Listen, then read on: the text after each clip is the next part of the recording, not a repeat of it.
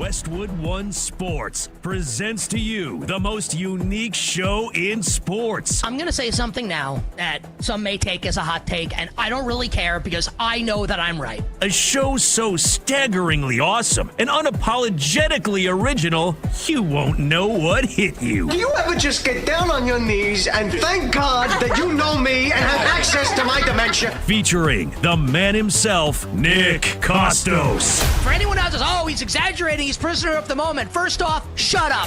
This is the National Football League. This is not the Big 12. It's not Pop Warner. An absolute disgrace. An atrocity. An affront. One of the most disgraceful performances that I have ever seen in 35 years watching National Football League football. This is You Better You Bet, presented by BetMGM on Westwood One Sports. What's up, everybody? Happy and merry, magnificent Football Monday to you and yours. This is You Better You Bet with Nick Kostos on Westwood One Sports, as we bring you the fastest show in all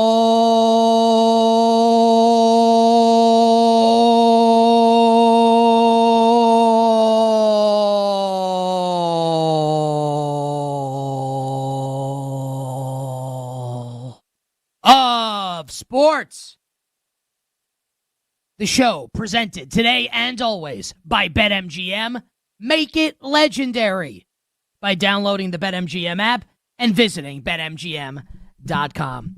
And on this magnificent Football Monday, following Championship Sunday in the National Football League, the world of sports is alive. And Super Bowl 60 is set. And we're going to get to all the big stories emanating from the world of football, including the NFL Coaching Carousel continuing to spin, Mike McCarthy going to be hired as the next head coach of the Pittsburgh Steelers. And I'm going to tell you, dear listener, I'm going to tell you, dear viewer, why this hire of Mike McCarthy in Pittsburgh is destined to be a failure, whether Aaron Rodgers returns to the Steel City or not. All the NFL Coaching Carousel news coming up next hour here on You Better You Bet. Two tremendous guests will join us on the show today. My friend, the great Will Brinson, NFL writer and analyst for our friends at CBS Sports. Will Brinson, I know, a fan favorite. Will join us at the top of next hour to break down Championship Sunday, early preview of Super Bowl 60 with the Patriots and the Seahawks. And at the end of the show, 11:20 a.m. Eastern, we want to give you, our loyal audience, the real ones. We want to give you a great gambling breakdown, betting breakdown, an early breakdown of Super Bowl 60 with New England and Seattle.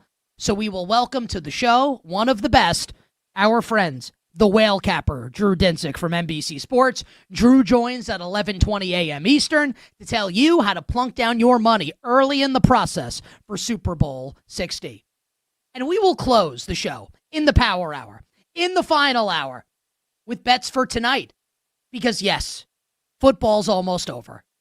And yes, it is horrifyingly sad to think about that football's almost over. But when football ends, sports doesn't go away. No. Sports rolls on. And tonight, this is glorious. It really is. This is the sports gods smiling down upon us today on this Monday. Because while many of us are going to be upset knowing that there's only one football game left, we can also take solace and take pleasure in knowing that we have two certified bangers tonight in college basketball.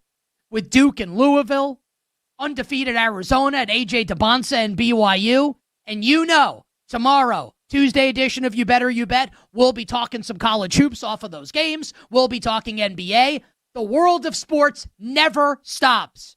It rolls on, as do we here on You Better You Bet. Otherwise on the show, today, wall-to-wall Championship Sunday in the NFL. YouTube.com/@thekostos. Like and subscribe, and you can watch the show there. YouTube.com/@thekostos. Shout out to everybody listening on Sirius XM 375, the Odyssey app, the Westwood One Sports app, radio stations nationwide. If you're watching the show on Twitch, we love all of you. Subscribe to the show, youtube.com/@the Kostos. The phone number to chime in today on Championship Sunday, anything to do with the National Football League, 310-840-4910. And before we get to the breakdown of Championship Sunday, you'll allow me just to say, hope everybody around the country staying safe with this ridiculous storm that rolled in. I live in New York City. And really, I think the worst thing about the storm was not necessarily having to dig my car out, so I could drive it and get to the office to do the show. It was getting to the office to do the show and then needing to dig out a parking spot. And my daughter has a shovel. My 20-month-old daughter has a little red shovel, and I had it in my car just in case I needed it, just in case. I don't bring the big ass shovel in the car. And I ended up having to dig out at about 6 a.m. this morning, Eastern time, having to dig out a spot like I'm on Hoth in The Empire Strikes Back with AT-ATs and Bantas walking next to me with my daughter's little red shovel having to dig a spot out for myself. First world problem. Things could be way worse. Obviously, wherever you are in the country, if you are dealing with the snowstorm and the ice storm, I hope you are safe. I hope you are warm. It is kind of treacherous out there. Take care of yourselves, please. And with that, let's talk some ball. And let's begin the magnificent Football Monday edition of You Better You Bet with the NFC Championship game. Seahawks 31, Rams 27 in an absolute thriller, an absolute classic. One of the best conference championship games in recent memory. This one felt like a real deal heavyweight fight. And we'll see if the Patriots can spoil the party and beat Seattle in Super Bowl 60, but I'll tell you, I can't be the only one that felt this way. It felt like, and I'm not discounting New England in the big game, but it felt like those were the two best teams in football tangoing yesterday in Seattle. Great games from both quarterbacks. Numerous memorable plays. Back and forth. Lead changes. Spectacular. Unlike Denver and New England, which I felt like was slop. Like when you log on to social media and you see bad AI and you think of it as slop. To me, that was the Patriots and Broncos yesterday in the AFC Championship game. The Rams and the Seahawks gave all of us, dear listeners and dear viewers, gave us a worthy game, a game worthy of its stature on Championship Sunday. And to the victors go a trip to the Super Bowl in the Seattle Seahawks. And to the victors go the spoils, being the lead story today on You Better You Bet with Nick Kostos, Westwood One Sports, presented by BetMGM. 3 big takeaways coming your way right now from the Seattle Seahawks winning the NFC Championship.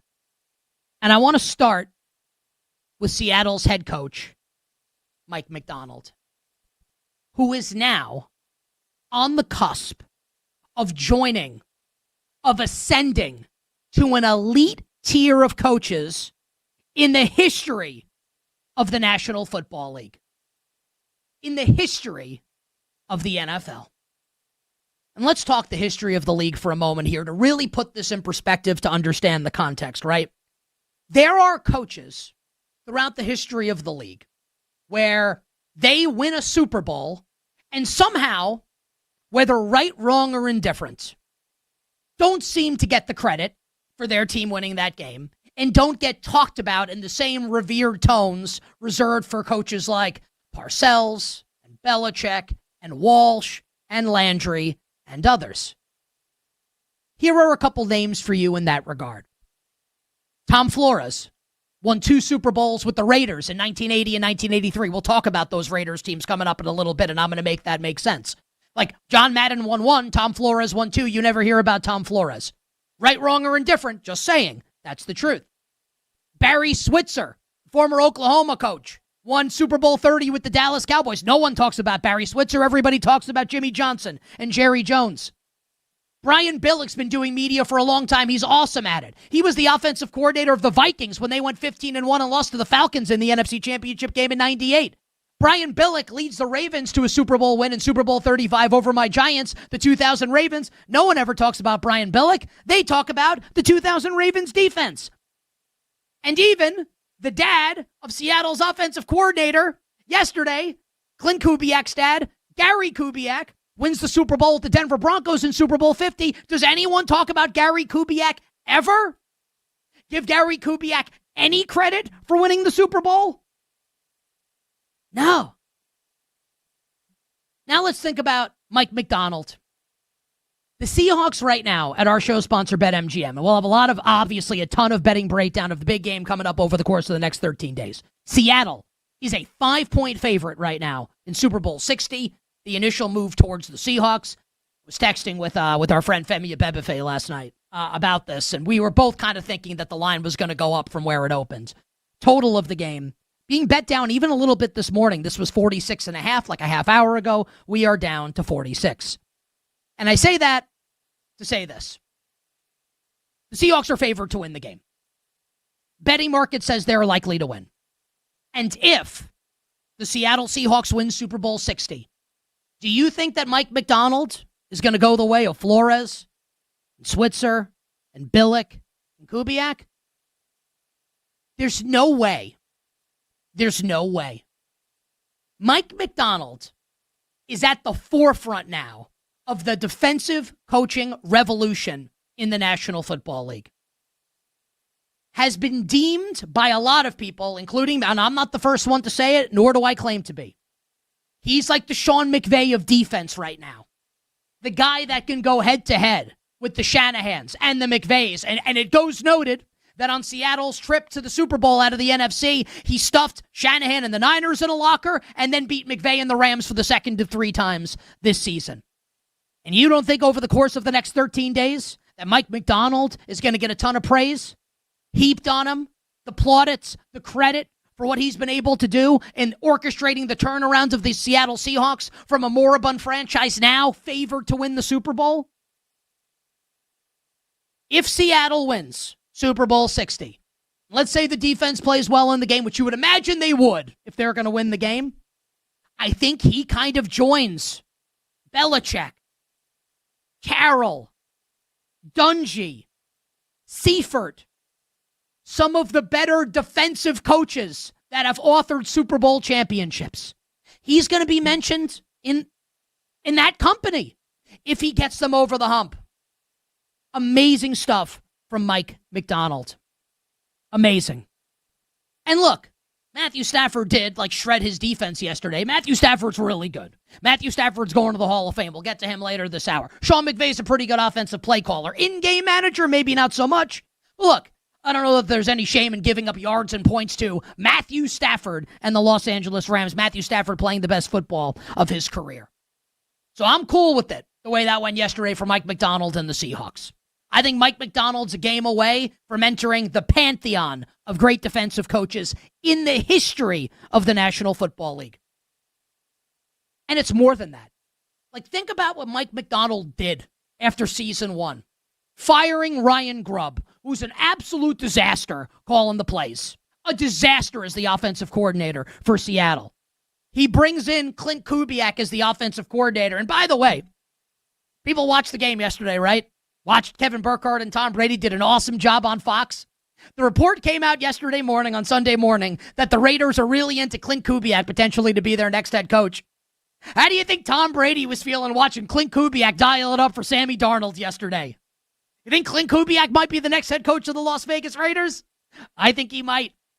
What a hire by Mike Macdonald.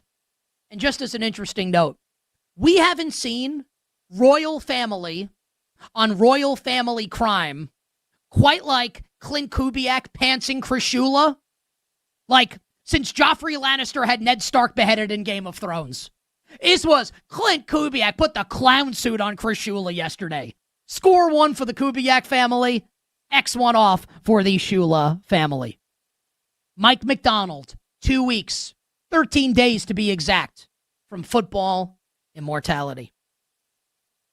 And then there's the general manager, John Schneider, who I feel like nationally doesn't get talked about a lot.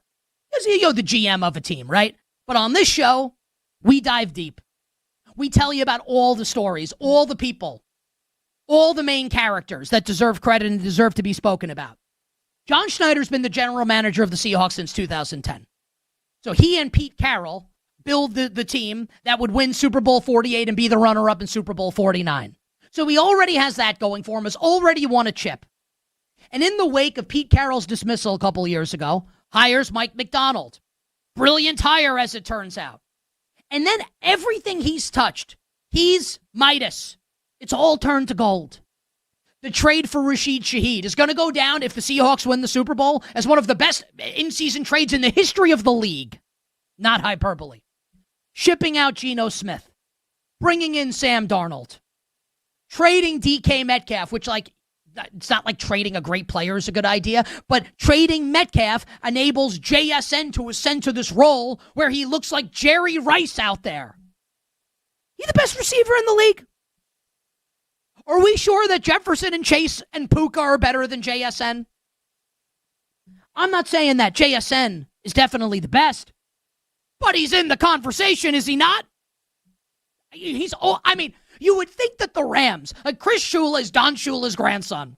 You would think that at some point in his football life, he would have realized maybe we should cover the best receiver on the other team. JSN's open the entire game. It's unbelievable. Gray Zabel, Nick Emenwari, Tank Lawrence, Cooper Kupp. What a job by John Schneider assembling this team. The freshly minted Executive of the Year by the Pro Football Writers Association over the weekend. He could be a Hall of Famer when it's all said and done. Now, Seattle's got to win Super Bowl 60. Not a lock, but I'm just saying we're setting the stage for what could happen. We will do the same thing with New England. And the last one here. The quarterback, Sam Darnold. 27 of 36, 346 yards, 3 touchdowns, no interceptions. Incredible. Incredible. Now, this needs to be said. And I don't mean this as a hater. I'm going to give him so much credit in a second here. But I just need to say this, right? Everyone is praising Darnold now, and he's very easy to root for, as everyone has noted. If he turns into Kerry Collins in Super Bowl 35 against the Ravens, against the Patriots in 13 days, no one's going to remember this. All anyone's going to remember is the Super Bowl failure. I say that just to say that the job is not done yet for Sam Darnold. Now, I'm about to lavish him with praise, but the job is not yet done. He still has to ascend one more mountain in order to finally, like Steve Young said after beating the Chargers in Super Bowl 29, to get the monkey off his back. Darnold can do that with a win in 13 days. But there's no question that he exercised demons yesterday in the Pacific Northwest. And he shut a lot of people up, including me. And I'm thinking last night in the aftermath of the game, and you, the listeners, you, the viewers, you know how my brain works, right, when it comes to football. I'm always thinking historical comps. What's the historical precedent for this? And when I said earlier, I talked about Tom Flores and the Super Bowl winning Raiders teams in Super Bowl 15 and Super Bowl 18, coached by Tom Flores. I think Darnold's historical comp, I think he's the modern day Jim Plunkett. And if you don't know who Jim Plunkett is, shame on you. You should know these things because it's football history is awesome. I'm going to illuminate you and educate you very quickly here. So Jim Plunkett wins the Heisman for Stanford, right? And Darnold didn't win the Heisman for USC, but you'll be able to understand the corollary here. Plunkett wins the Heisman. He's the first overall pick in the draft in 1971, ironically enough, to the New England Patriots. Never has a winning season in New England. Is deemed to be a bust. Gets hurt and traded to the 49ers in 75. Never has a winning season for the San Francisco 49ers. Bounces to the Raiders, where he serves as the backup for a couple years. And in 1980, Dan Pastorini gets hurt, and Jim Plunkett comes in and leads the Raiders to a Super Bowl 15 win over the Philadelphia Eagles and Dick Vermeil, and stays the starter for another 4 years, and they would win Super Bowl 18 over John Riggins and the then Washington Redskins, Marcus Allen running into the night. And Jim Plunkett, the MVP of Super Bowl 15. It took Plunkett 10 years to get there. Sam Darnold is in year 8. 3rd overall pick of the 2018 draft. No winning seasons with the Jets. Bounces around. He's in Carolina. He's in San Francisco. It's not totally apples to apples because he has the great season with Minnesota, but now a top pick in the draft, thought to be a bust, bounces around, lands with a new team, and could potentially win a Super Bowl championship. And with Sam Darnold set to start Super Bowl 60 for the Seattle Seahawks, he becomes the first quarterback from the fabled class of 2018, which includes Lamar Jackson, Josh Allen, and Baker Mayfield. And Josh Rosen, too, who's not in the league. But I just wanted to say that. Not Lamar, not Allen, not Baker. Sam Darnold, the first quarterback from 2018, that first round, to start a Super Bowl. All the credit to him. Once upon a time, Sam Darnold was seeing ghosts. And now, he's the boogeyman. One win away from a world championship. One win away from joining his head coach in football immortality. We are just getting started is an understatement, honestly. Like, we haven't even scratched the surface for what this show is going to be.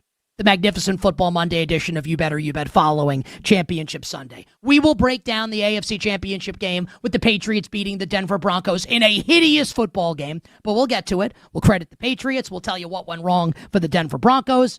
But on the other side, the Los Angeles Rams, Sean McVay, Matthew Stafford, and what might have been here on Westwood One Sports with Nick Kostos, presented by BetMGM.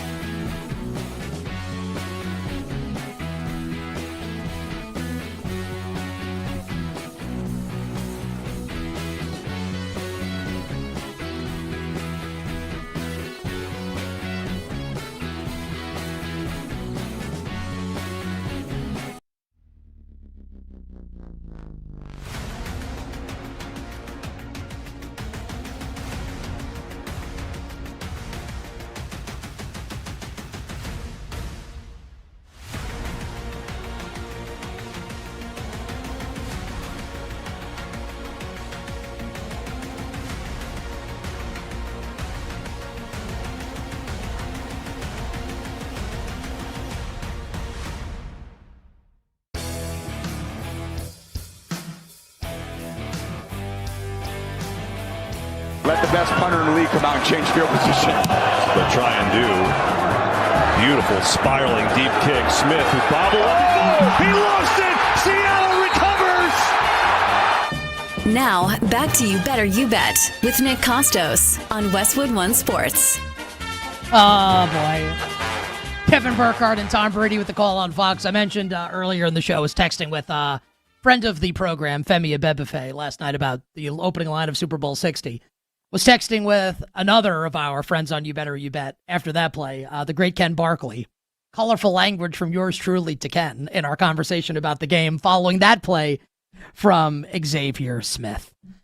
And just, I don't want to pile on the young man. It's not great that happens. Probably will be someone, he's going to be like Kyle Williams probably, who fumbled the punt in the 11 NFC Championship game for the Niners against my Giants. Here's Xavier Smith. I don't know if he's the reason why the Rams lost, but didn't help. He looked like, I don't think this is mean. I mean that. Like, my daughter who's 20 months old, like she have like these like little basketballs or whatever, and like so we throw the ball to her sometimes. She doesn't know how to catch, right? She's just like, it's kind of harrowing to watch sometimes because of like something flying at a young child. Like they don't know how to get out of the way. They have no reflexes. They can't like swat the ball away. They don't know how to catch it. You'll throw the ball and she'll just like look at it and it'll like hit her. Not hard, obviously, just like toss it up. Sometimes they fall backwards. Like Xavier Smith looked like my like daughter trying to catch this ball. Like he fell and it like bounced off his head. I don't know what to say. And for the Los Angeles Rams, and I'm not a Rams fan, far from it, New Yorker, lifelong fan of the New York Football Giants, but, had those Rams Patriots exactas, another future that dies at the very end. We will call that the Duke Memorial, I think, moving forward. I think if you're a Rams fan or a Rams bettor, you're wondering today, like, what might have been? What might have been? The Rams lost 2 games to Seattle in the span of 6 weeks, where Matthew Stafford was unbelievable in both games. Thursday, December 18th, losing 38-37 on like a fluky-ish game to Seattle, but like the Seahawks won. I don't think this was a fluky win for Seattle yesterday. That win may have been a little fluky. I don't think yesterday was the NFC Championship game. And I think you really just wonder what might have been. And for the Los Angeles Rams, and I think this is the thing that really sticks in your craw, if you're a Rams fan or a Rams bettor, is it's the same 2 things that have plagued them all season. The 2 bugaboos all season for the 2025 Los Angeles Rams.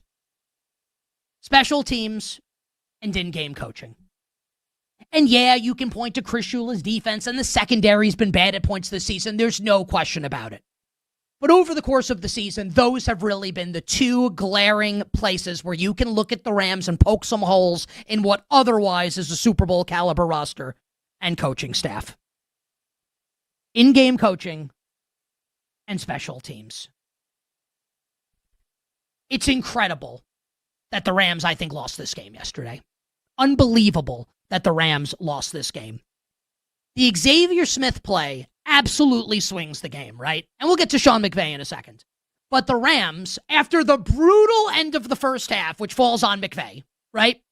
They actually hold Seattle to start the second half. They force a punt at 24-20, and Xavier Smith can't hold on to the ball, and literally the first play for Seattle, and it is a great play call by Clint Kubiak, who goes foot to throat, and you love that in that situation from an offensive play call. You know who else loved it? Tom Brady. Tom Brady loved it. Tom Brady absolutely loved it. Tom Brady, like some of you men out there, when like your favorite Instagram model posts a thirst trap, you're loving it in the that's Tom Brady. That's a football thirst trap from Clint Kubiak, and Tom Brady's in the comments, and he's eating it up, and he's sliding in them DMs. Oh, yeah. 31-20, Seattle. And the Seahawks, like, tried to give it back to the Rams a little bit and I criticized it at the time, the taunting call on Reek Wallen, right? That on a 3rd and 12 for the Rams. That taunting call, I thought in the moment, was the worst call I've ever seen. Like, I almost, like, don't, he could be doing, like, the DX, like, suck it sign, like the crotch chop to the and I still don't think you can call that. Like, in the NFC Championship game taunting, like, come on. Ridiculous. But our friend Ross Tucker, Westwood One NFL analyst, was on the show yesterday, Countdown to Kickoff. He was doing the sideline with Kevin Harlan and Kurt Warner yesterday on Westwood One of the NFC Championship game. He's there on the sideline, and he tweeted, like, the referees told him multiple times to stop, and he wouldn't stop. So, like, what do you, like, F-A-F-O, man. Sometimes in life, if you F-A, you F-O. Enrique Woolen F-O'd. And then he F-O'd again on the next play when Puka Nacua beat him for a touchdown. So, like, the Seahawks tried to kind of give that back to the Rams, the Xavier Smith muffed punt. They tried to. But special teams was an issue for this team all year.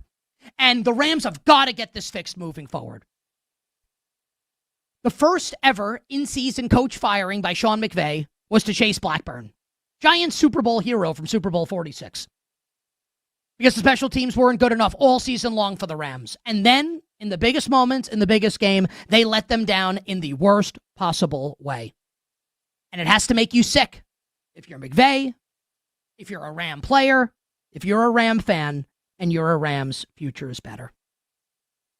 You bet on this magnificent Football Monday following Championship Sunday. Westwood One Sports, Nick Kostos with you on all socials at The Kostos. And then there's Sean McVay. And someone wrote, like, I did an Instagram video last night at The Kostos, TheKostos. I put it on Twitter. And I got a message from someone. And it, like, resonated with me a little bit. And what the person said was, kind of like, make up to me. This person said it to me. Make up your, meaning my. Kind of like make up your mind on Sean McVay. Because you always, meaning me, talk about how great he is, and then you criticize him for his in-game management. And I think that's fair to say that I do that. I do that. There's no question about it. But I also think I'm right to do it. If you're going to be objective and tell the truth, Sean McVay is one of the best coaches in the history of the NFL. Like, he just is. He is one of the great offensive innovators in the history of the National Football League. If the Rams, and they wouldn't, but if they ever fired him, you would have teams falling all over themselves to fire their entire building to bring him in, and they would be right to do so. That is true. It's also true that he can be brutal with in-game management. Like, I'm sorry, like, both things can be true.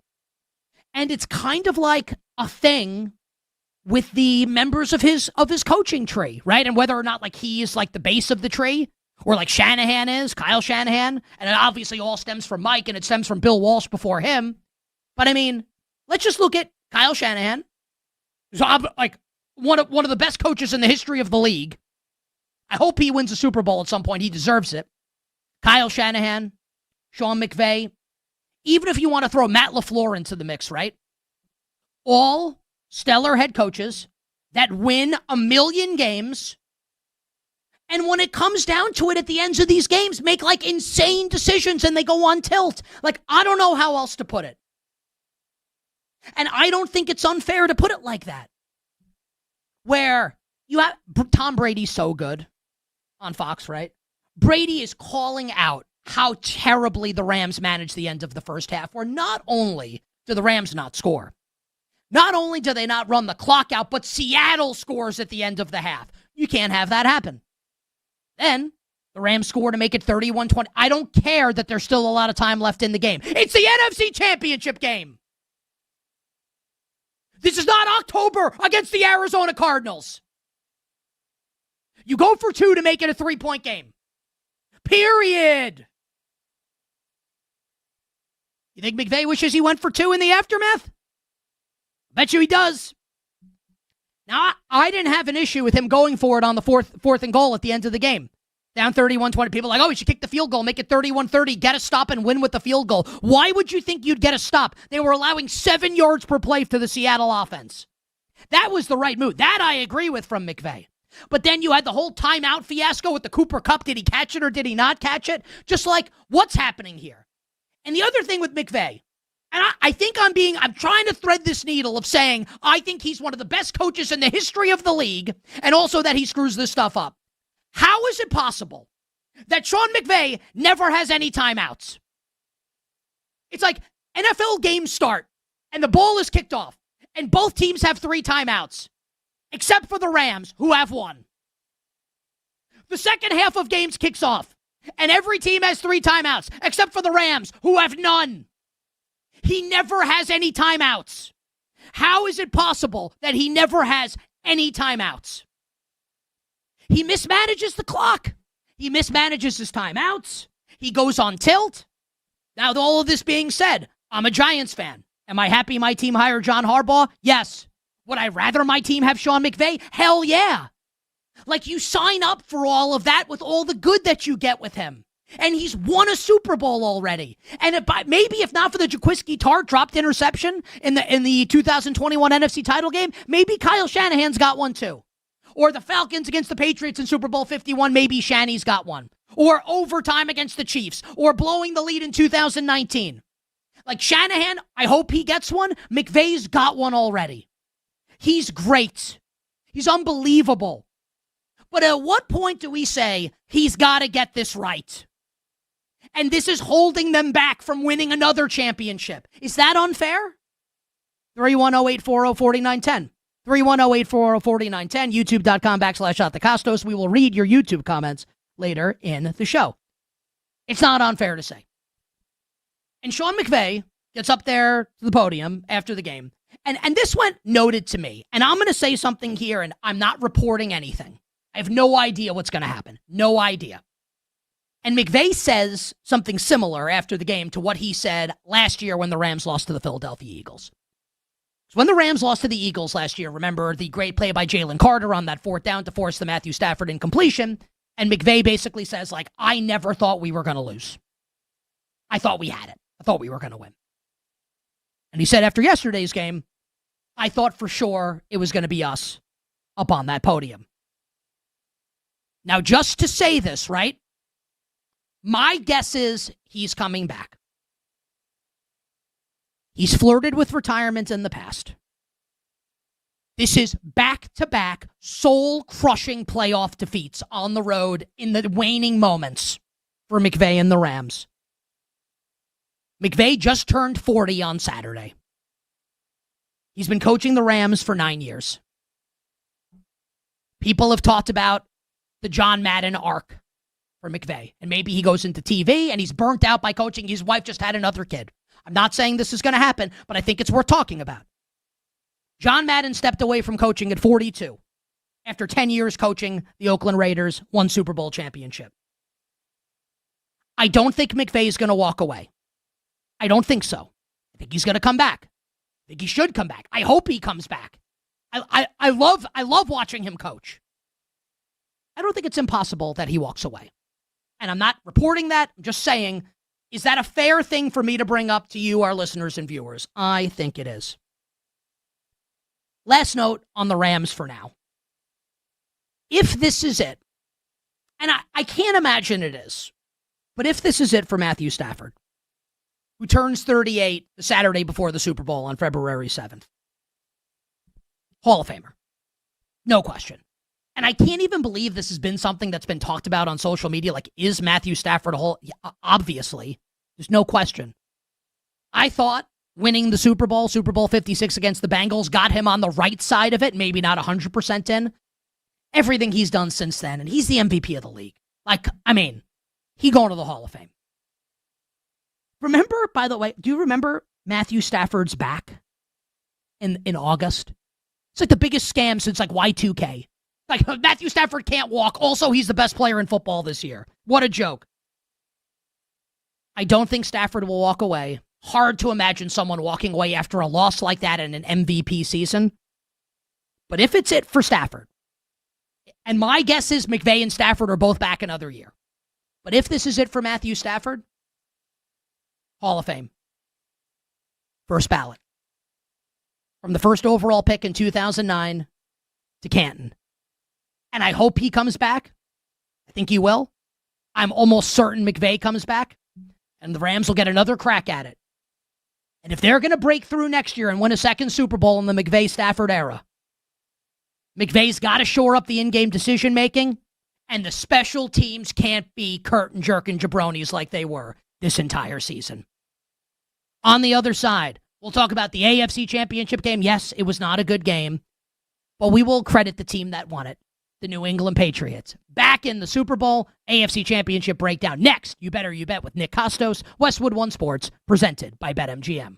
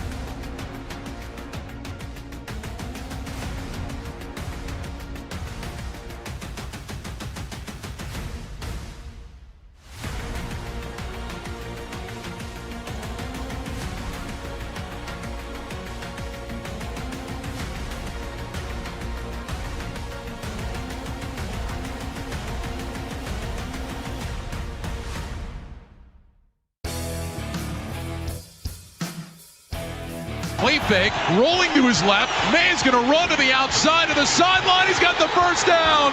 Drake Maye picks up the first down, and that may be the play that sends the Patriots back to the Super Bowl. Now, back to You Better You Bet with Nick Kostos on Westwood One Sports. Ryan Radke, Mike Golick Sr. with the call yesterday on Westwood One Sports. The New England Patriots, after a long, hard absence from the Super Bowl, the tortured fan base, they're back in the big game, playing with the Patriots fans. Yeah, I'll say this, sincerely, every fan base is sensitive. Every single one. You Patriots fans, just enjoy it. Who cares if people think that you got luck? Why? I mean, it's just crazy. I guess everyone's sensitive. I guess I could be sensitive as a sports fan also. We'll credit your team in a moment, but we got to tell you about our show sponsor, BetMGM, because today, BetMGM players will receive an Any Sport Odds Boost token. To use the token, add a wager made up of bets from any sport to your bet slip and activate the token. If you win your wager that was made with the token, you'll receive extra winnings and unrestricted bonus dollars. Download the BetMGM app today, and please gamble responsibly. I'll just say this first. The AFC Championship game was horrible. It was a terrible football game. Terrible. I don't even understand the arguments to the contrary. Rams, Seahawks, and Patriots, Broncos, we're not even the same sport. And it's not because one had a lot of scoring and the other didn't. I wouldn't say the AFC Championship game was a defensive struggle. I would say neither team played well. And the Patriots played less bad than the Broncos did. And what about the weather? They were playing in a blizzard. The first 3 quarters, it was clear. And they couldn't do anything. And the game stunk. And it wasn't entertaining. It was miserable.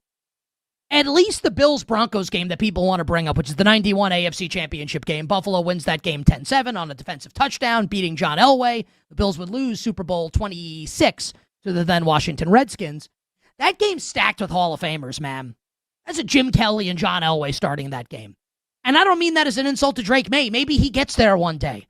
But this is year 2 Drake Maye and Jarrett Stidham. This game stunk. And it's okay to say that. I don't know why Patriots fans, why you all get so sensitive about it. The game sucked. Who cares? Your team won. It sucked. It was a bad game. It was not worthy of Championship Sunday. And at least in blowouts, one team plays well in the game. I don't think either team played well yesterday. Now, there's a lot to dig into with the AFC, and we'll do a lot of it next hour on the show. Will Brinson will join us at the top of the hour from CBS Sports. What the New England Patriots were able to orchestrate is nothing short of remarkable. Where you go 4-13 in the final Bill Belichick season. 4-13 last year with Gerard Mayo. And now you're back in the Super Bowl the next year. It's an incredible job by this organization. Drake Maye is obviously sensational.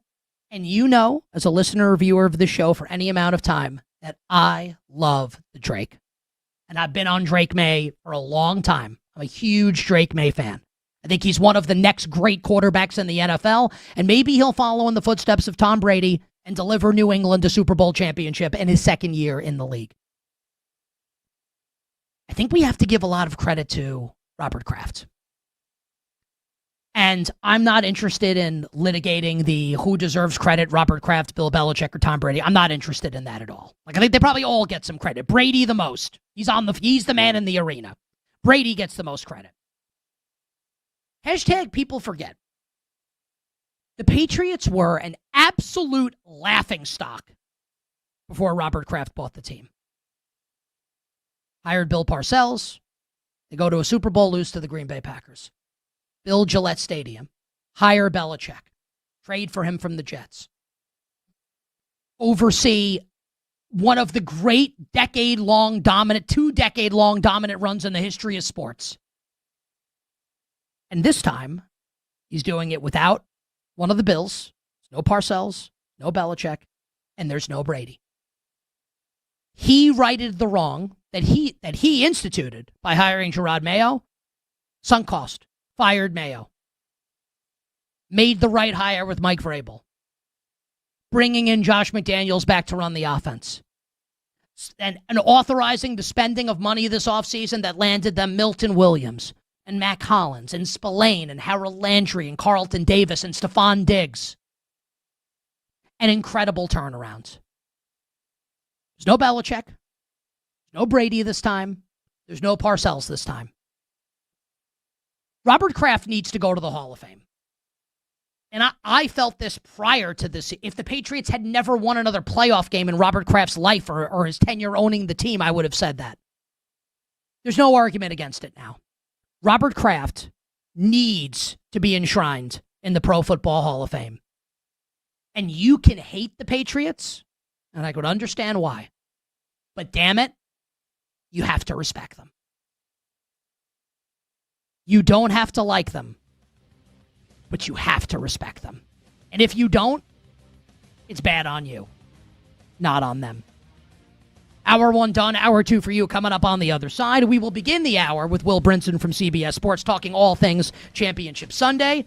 We will continue to dig in further to the AFC Championship game. Why it was a bad game, what went wrong for the Denver Broncos, and why the Steelers screwed up with their hire of Mike McCarthy, all coming up in the next 60 minutes here on You Better You Bet.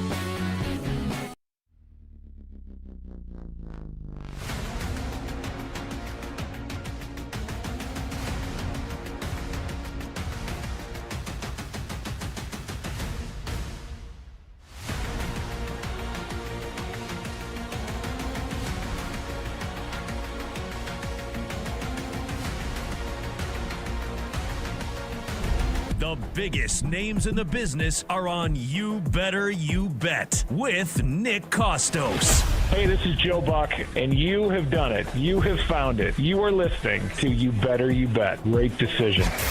Hi, this is Kevin Harlan of CBS, Westwood One, and TNT, and I'm listening, as you do every day, to You Better You Bet with the most handsome single man in the radio business. A man who, if I was not married for 38 years, I might consider myself the kind of guy that can electrify a listening audience and a crowd of bystanders watching him do what he does so well each and every day. Continue to listen right here on You Better You Bet. This is You Better You Bet on Westwood One Sports. Brought to you by BetMGM.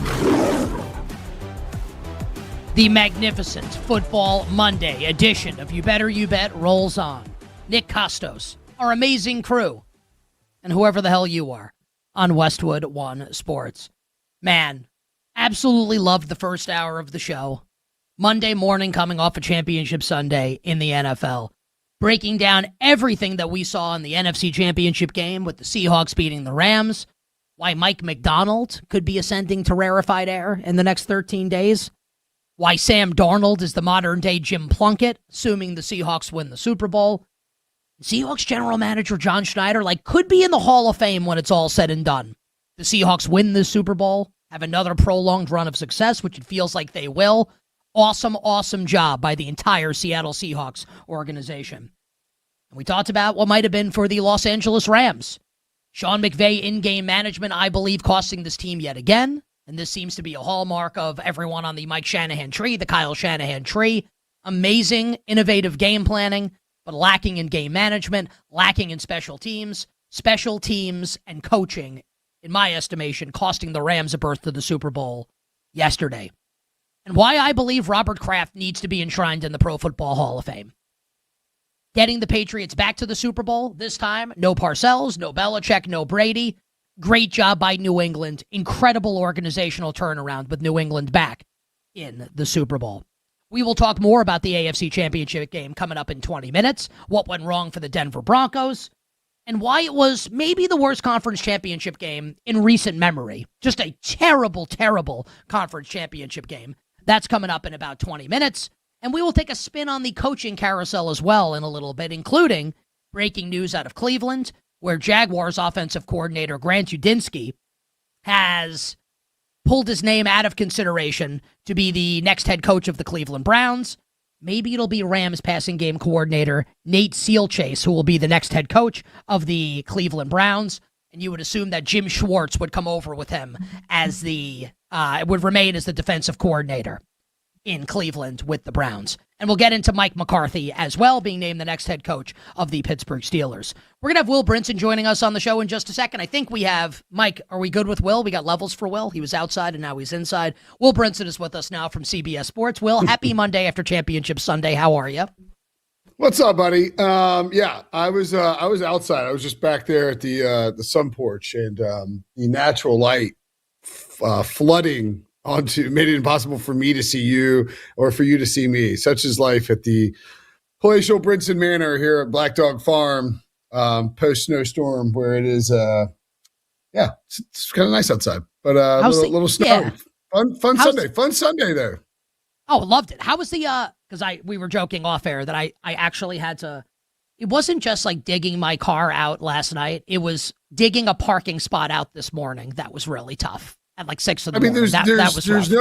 There's no one who believes that you were shoveling snow for like selfish reasons. Like you were shoveling snow because you were ordered by someone in your household to get out there and shovel snow. Yeah, right. Yeah. What's great about this? Like, let's be fair here. Will, you were married once upon a time. I'm married now. Like, you know how this works. Man. Yeah, like nobody's like, oh, you know what? You know it's a great time to shovel snow. 10:30 p.m. on Sunday night after back to back NFL championship games. That's a great time. Let me just go out and bang out some snow shoveling. No, I'm not doing this. This Rams Seahawks game is too good. It is for work. I'm not going outside and doing it. And then the game ends, and it's like, I did say I would do it after work. Yeah. And now it's 10:30 at night and I have to shovel snow.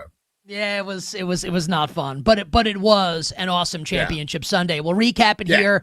I want to do some NFL Coaching Carousel stuff with you as well. And just in case you're in our audience and you're unfamiliar with Will, which I'm guessing is not the case because Will is very popular on Twitter and Instagram at Will Brinson, NFL analyst, writer for our friends at CBS. You can watch him on CBS Sports HQ and does a lot of NFL betting stuff for CBS as well for their sports line vertical. All right, let's start with the NFC Championship game, Will. I credited Seattle. I also thought like McVay kind of blew the game at the very end. What was your read on the NFC Championship game won by the Seahawks?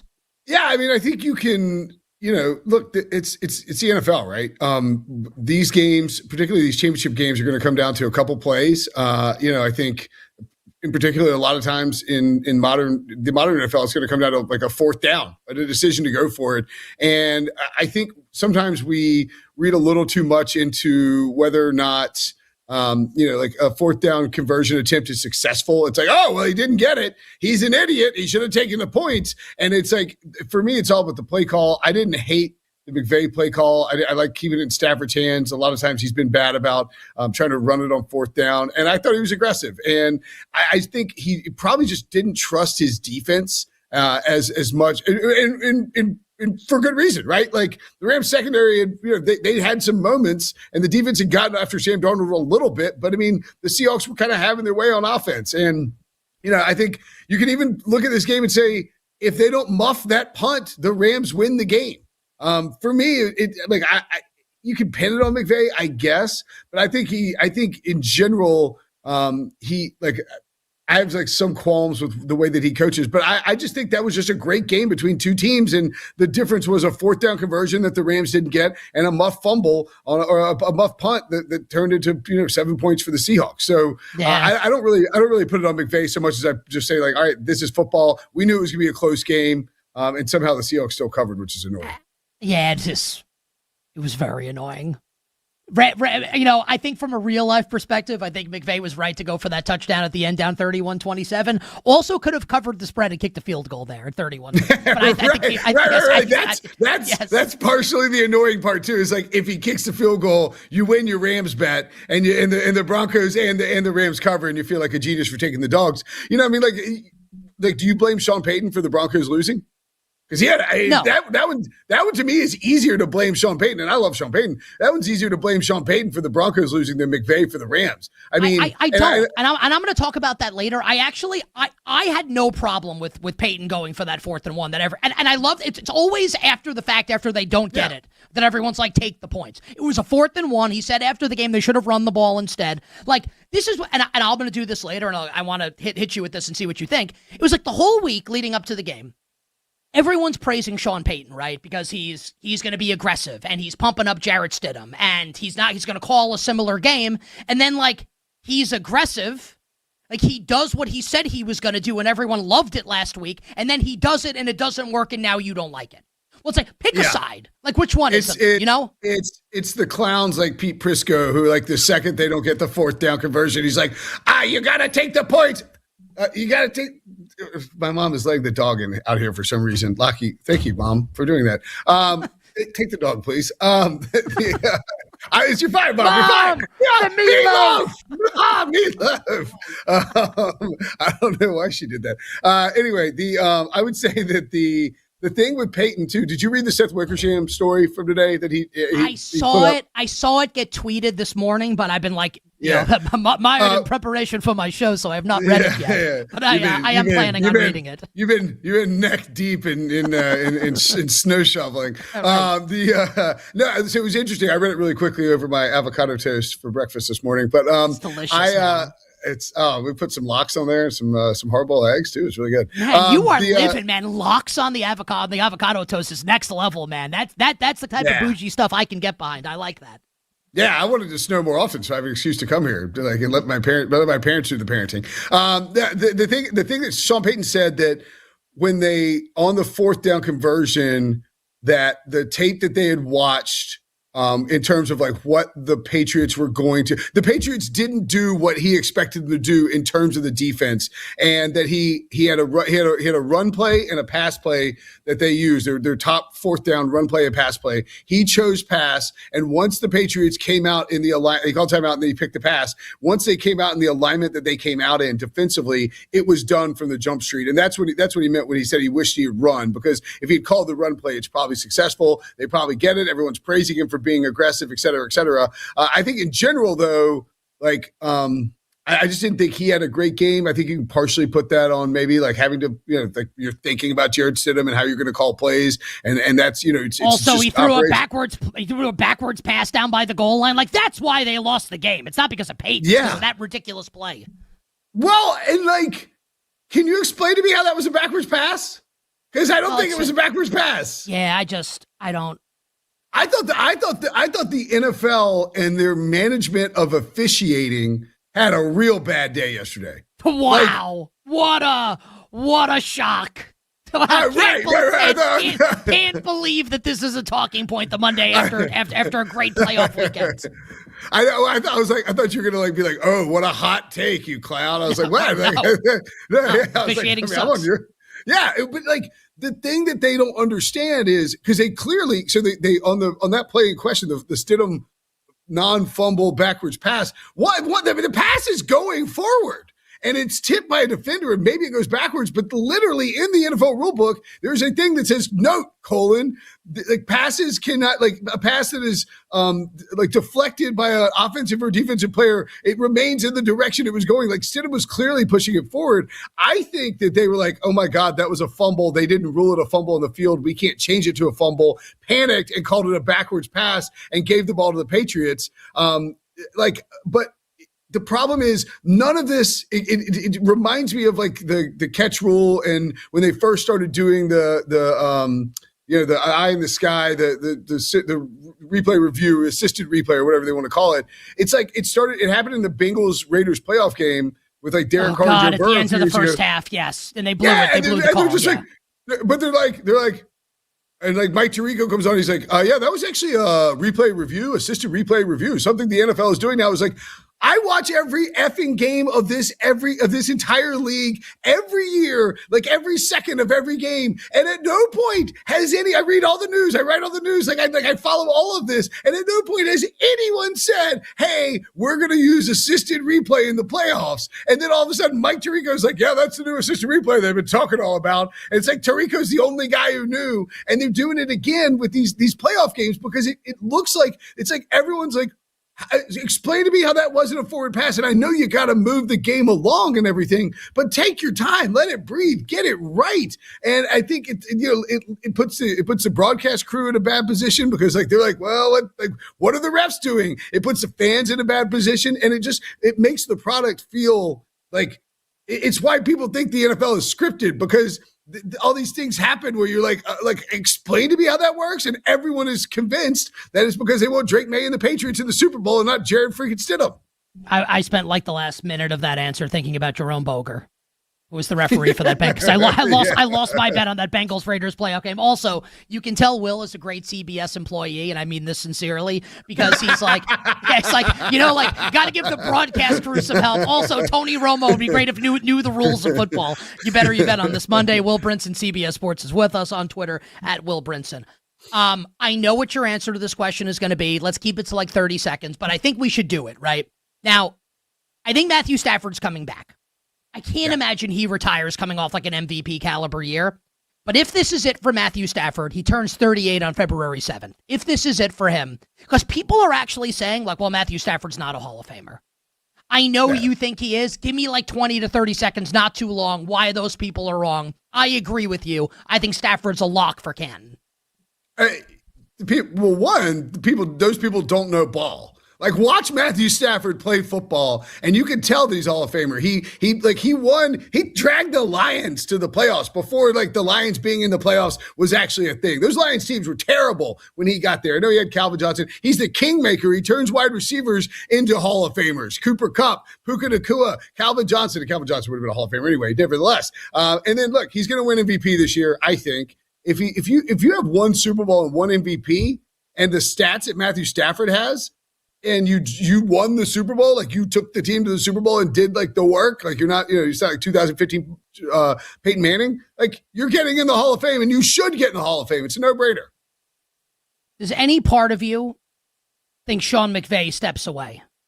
No, I don't think so. I think Stafford and McVay are both coming back next year. They know how like they're set up in a good spot to run this back next year and be just as competitive in the NFC. All right, let's get a quick Super Bowl 60 prediction from you. Even this can be pencil, not pen. We're 13 days away from the game. Just an initial thought. Seattle, a 5-point favorite. Go ahead. You're not going to ask me about Phillip Rivers pulling out of the Bills coaching search? Well, this is what we're gonna get to the coaching carousel in a second, and then you talk about your tweet that went viral a little while ago, which is very funny. Did it? I didn't know. It did. I did because Bill, our executive producer, Bill Zimmerman, sent it to me right before you came on. So nice. Seattle is 5 against New England and at BetMGM. The total is 46. Initial moves in the betting market, Will, towards Seattle and to the under. Give us your early prediction, and you can change your mind if you want. We are way early here, but your initial betting thought on Super Bowl 60, Seattle and New England. So I think it's pretty crazy. Like I had texting like the my Raleigh friends text thread. We're talking about it. It's like whoever the Rams in Seattle is like everyone's consensus are going to just destroy the Patriots.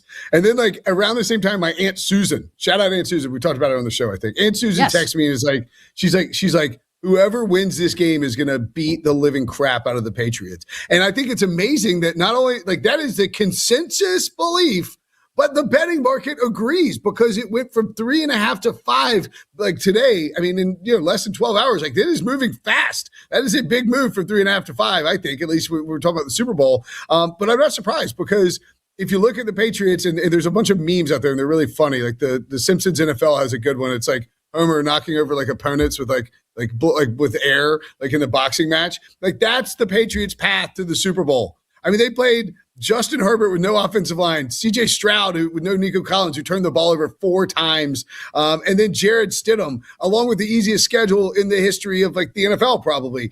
Now, having said that, I don't like fading Mike Vrabel or acting like Mike Vrabel doesn't have a chance, and I think Drake Maye is a really good quarterback.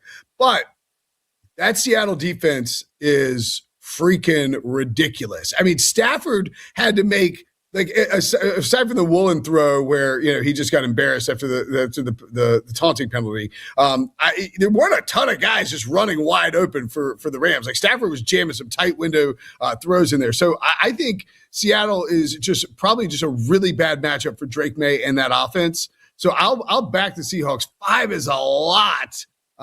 But I would lean towards Seattle right now, probably more interested in some props and various items of that nature versus the actual 5. 5 is just a lot against a Patriots team that I think is actually pretty decent, even though I am of the opinion Seattle will roll.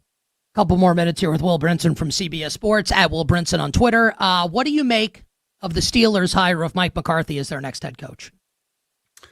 Well, I don't know Mike McCarthy as well as some of our colleagues like Pete Prisco, who knows him. He knows him very well. Yeah, Pete knows him well enough to hug him. Like I've seen Pete hug Mike McCarthy when they see each other in meetings. Like they're that tight. I would say that it on paper, I think it makes sense. Mike McCarthy wins wherever he goes. He has won Super Bowl thanks to Aaron Rodgers. You can lure Aaron Rodgers back. He is a very good offensive guy. But at the same time, like the Steelers have built this, brand and legacy or whatever you want to call it, this reputation on hiring young, up-and-coming defensive coaches. Mike Tomlin, Bill Cowher. This is why they've had 2 coaches over the last 3 coaches since 1976 or whatever it is.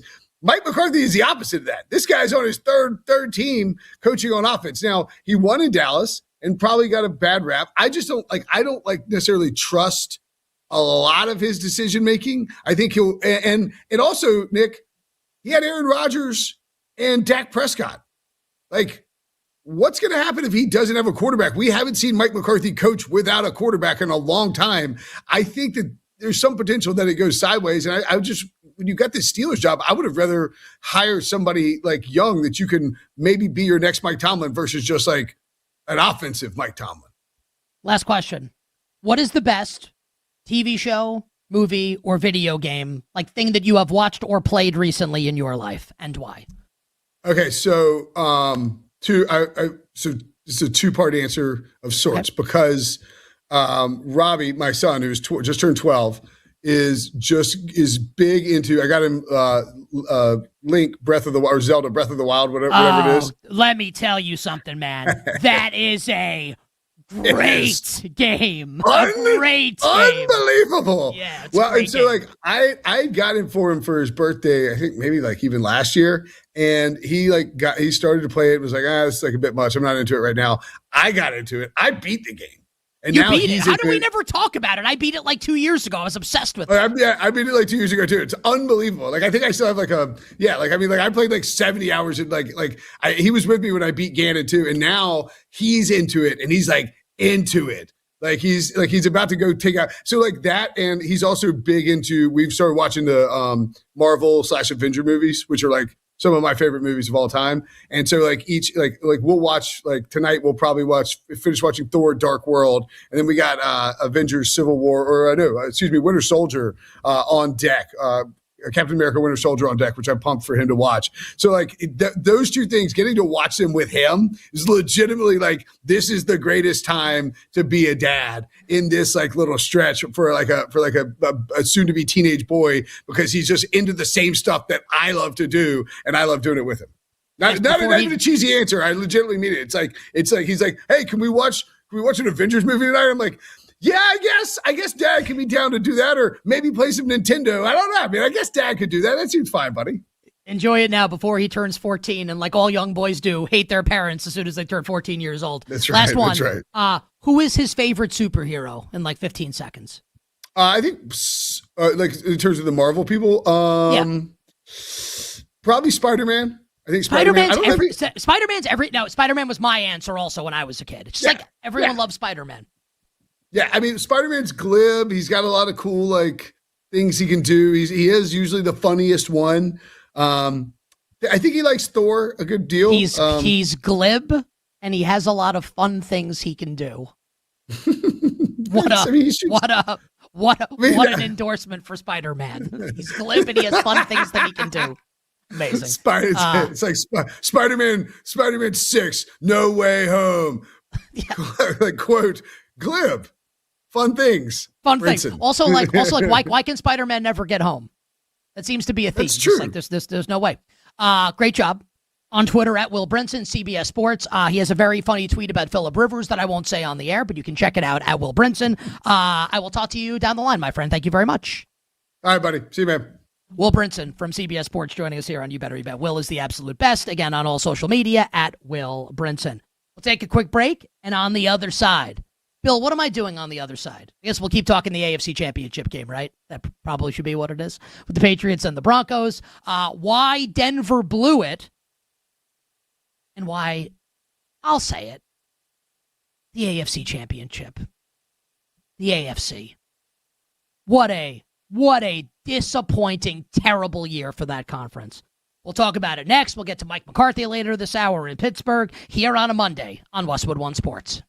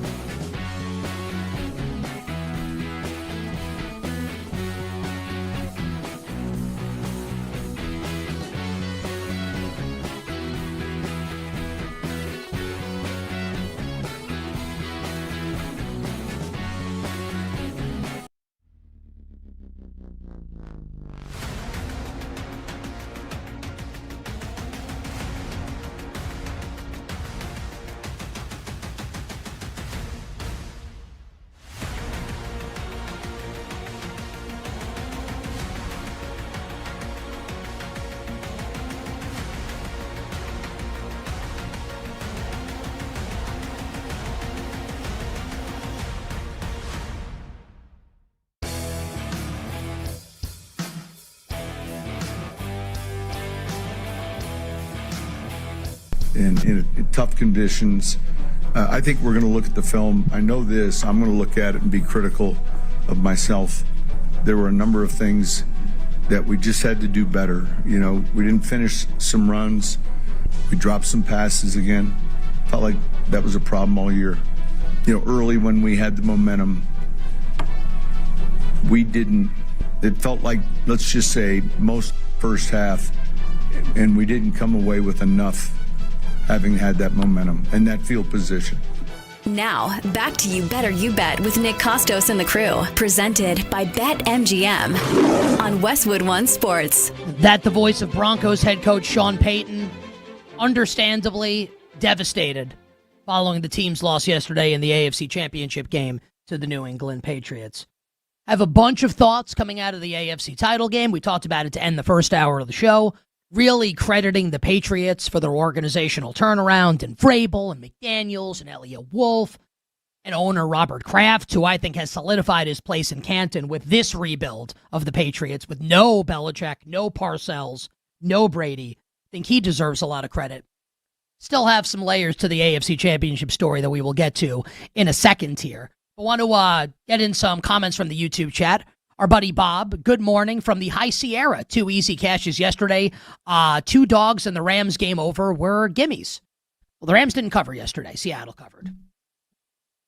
Anyway, our friend Mark, going from covering Puka Nacua, the Seattle Seahawks, to Matt Collins, probably the biggest talent drop-off ever. The Rams definitely have more talent on offense than the Patriots do at the skill positions. There's no question. Our friend Null, was the Broncos the worst number 1 seed performance ever on Championship Sunday? Whew, that's a good question. That is a great question. Does anything stand out to me off the top of my head? I mean, there have definitely been some bad ones. I mean, the Patriots had a terrible one in 2012 against the Ravens when they got absolutely shellacked in that game. Well, I want to revisit that one. I think that's a really, really good question. Bill Zimmerman knows. How about his Bears in 2010 against the Green Bay Packers? They were the 1 seed that year, right? The Chicago Bears? We can get to that. Our buddy Roe, that Nick Kostos throws fastballs at his daughter. That's not true. It's little tosses. Hit her on the head and she doesn't catch it. Hopefully she'll have better motor skills as she grows older.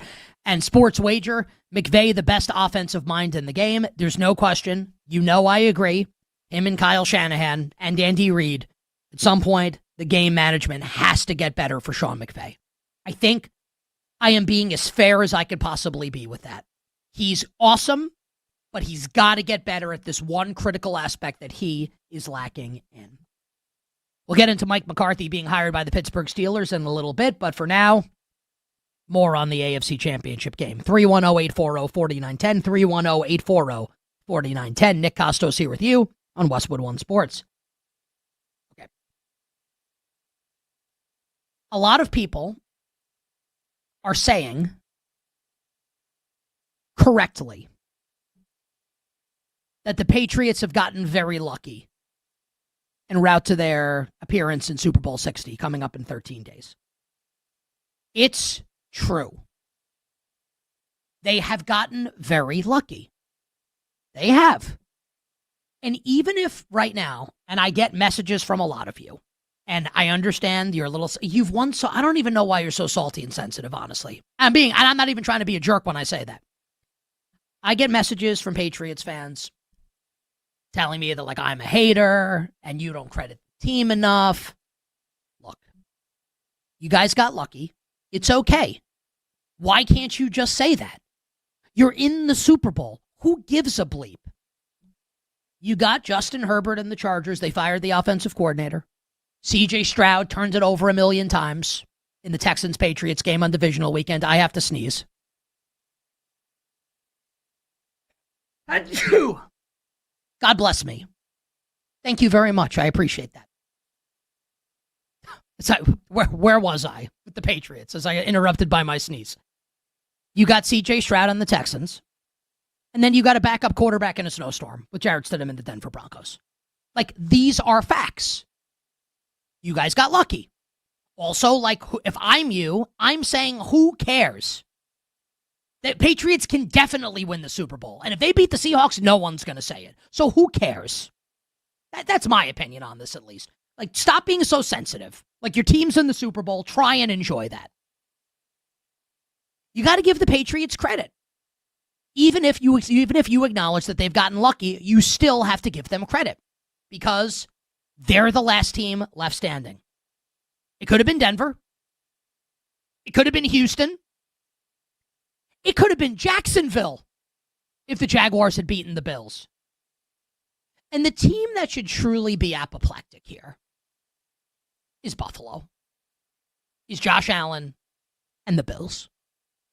I mean, you want to talk about life coming at you fast? The Bills should have beaten the Broncos by double digits last week. And yes, I bet Buffalo in the game, but I think that's a fair approximation of what happened last Saturday at Mile High. Buffalo was the better team. The Bills blew the game. And if they don't blow that game, I think they're in the Super Bowl right now, and Sean McDermott's job is safe. It's crazy how fast life can come at you, right? If the Bills, and this is, I'll never be able to prove it, and it's like, kind of like, who cares, but I think this kind of stuff is fun. If the Bills had played the Patriots yesterday in Foxborough, who do you think would have won? Like, I'm being serious. Who do you think would have won? I think Buffalo would have won. I think if you're a Bills fan, if you're Josh Allen might have been crying, and I don't say this to be a jerk at all. I would understand. Like, Josh Allen he was crying after the loss to Denver. He might have been crying watching the AFC Championship game yesterday, thinking we couldn't play this team. We couldn't get to the Super Bowl. In a year, and this is where the Patriots get credit, in a year where Mahomes and the Chiefs bottom out and don't make the playoffs, and Lamar and the Ravens don't make the playoffs, and the Bills, step on rakes, the Patriots are the last team left standing, and there is honor in that, and there is praise worthy of being given to them for that. But to make it like this conference is like the conference, like what the late great Bill Walton used to call the Pac-10, the Conference of Champions. To make it like they ran some unbelievable gauntlet to get there is a falsehood. Like, you're making it up. That's not what happened, which doesn't mean that they don't deserve credit. But we don't have to retcon history and rewrite history. The conference sucked. It's one of the worst years for a conference in all the years I've been watching football. And if you want to take that and say Nick Kostos is hating, fine. You can say that. I don't think it's hating. I think I'm telling the truth. Credit to the Patriots. Also, the conference stunk. And this was Buffalo's year. And they blew it. And they absolutely blew it. And now the Patriots will maybe be Super Bowl champions. You bet on this Monday. Nick Kostos here with you, Westwood One Sports, on all socials at The Kostos, TheKostos. Let's talk about the Denver Broncos, who lost yesterday's game. I'm going to be a little negative right now, and I'm not doing it on purpose. I think I'm going to be right about this. One of the quotes that I think will ring throughout NFL history, and maybe like the history of sports. When the Lions lost the NFC Championship game in San Francisco a couple years ago, and Dan Campbell got to the post-game podium and said, I told my team, we may never get back here. That may have been our best chance. I can't prove it, and maybe I'll feel differently next year. Certainly possible, right? I'm just giving you my opinion the morning after, right? Morning after the loss. It kind of feels like the Broncos aren't getting back there. And you might be a big Broncos fan and say, well, it's Bo Nix and he was only in year 2. Like, think about what it's going to be in year 3. I don't know. I look at the rest of the AFC, right? And think about just from my perspective. You don't have to agree with this, you the listener, you the viewer, but think about me, right? And what I've said for years now. I'll take the Bills and the Ravens more seriously as Super Bowl contenders when they get new coaches to pair with their MVP Hall of Fame quarterbacks. The Ravens hired Jesse Minter. The Bills are set to hire a new head coach. Maybe it'll be Davis Webb. We'll find out, right? I'm going to feel better about Buffalo and Baltimore next season. I guess it's possible that the Chiefs could be worse. Feels unlikely that Kansas City will be worse. Jacksonville's on the come. We'll see what happens with C.J. Stroud and the Texans. Like, Burrow and the Bengals will be back. The Patriots are a force to be reckoned with now in the AFC. The Chargers might hire Mike McDaniel as their offensive coordinator. Are we sure the Broncos are just going to be back next year? I'm not trying to hate or be like, like defeatist here and like cast a black cloud over the Broncos. I'm just saying, like, that might have been their best shot in this era of Broncos football. It felt to me like Sean Payton knew it after the game. And this is a guy now who has experienced 2 absolute gut punches on championship Sundays. 18 with the Saints against the Rams with the ridiculous, Nickel Roby Coleman, but what's his name? Nickel Roby Alexander? That's an NBA player, Nickel Alexander Walker. The ridiculous non-PI call in the Rams-Saints game, and then losing his starting quarterback. And I think, this is not an anti-Patriots thing, you can hate Nickel Roby Coleman, thank you, Grant, where people can hate on me for saying this. I think the Broncos probably win if Bo Nix is their quarterback yesterday. And Patriots fans will get really mad at that. Why do you care? You won. Who cares? It's a tough draw for the Broncos.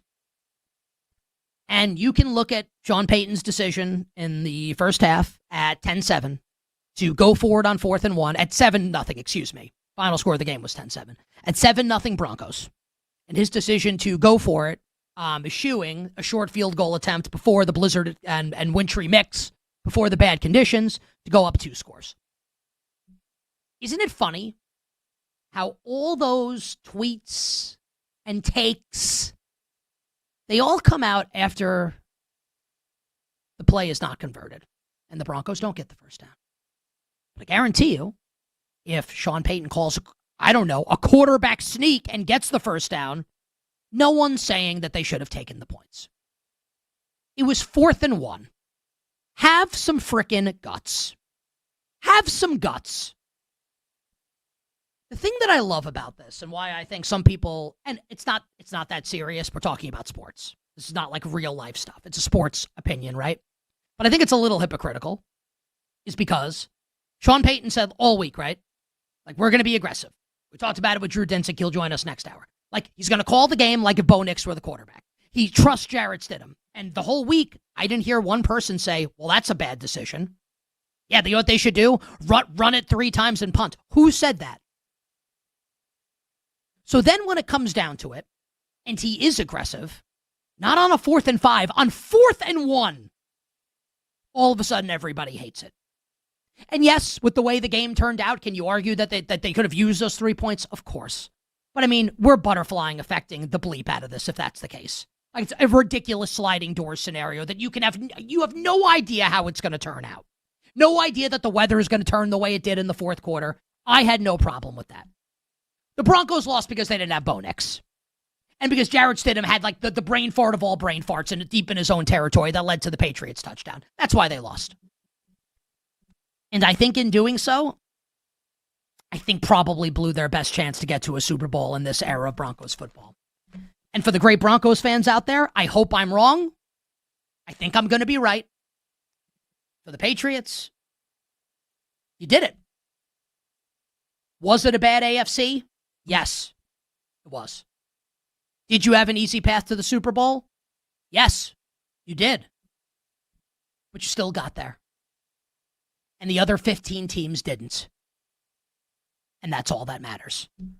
Coming up next, we'll talk about the Pittsburgh Steelers hiring Mike McCarthy as their next head coach and why I don't think this is going to end well for one of the legacy franchises in all of sports. To wrap up hour number 2, Westwood One Sports on a Monday, Nick Kostos and you on You Better You Bet.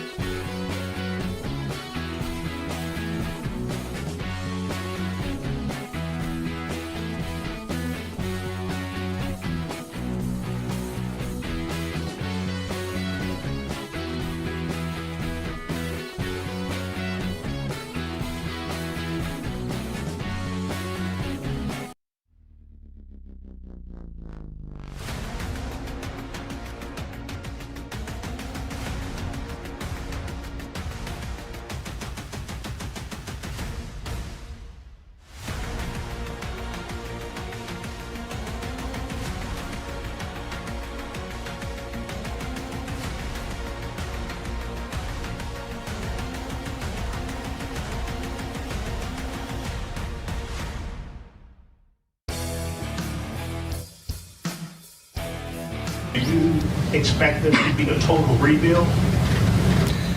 I don't. No, I don't know if it's a rebuild. I mean, it's a new coach, so there will be changes, and we'll have to all get comfortable with kind of the plan. So, whether you call it a rebuild or not, I don't like that word that much. We'll try to compete day one if we can. Now, back to You Better You Bet with Nick Kostos and the crew. Presented by BetMGM on Westwood One Sports. Steelers owner Art Rooney II after Mike Tomlin stepped down as Steelers head coach a couple weeks ago. Oh, man. On Saturday, the Pittsburgh Steelers announced that they will hire Mike McCarthy as their next head coach. And I talked a lot about this yesterday on Countdown to Kickoff, but new audience here on Westwood One Sports, so we'll get into it again here and why I think this is not great for the Pittsburgh Steelers.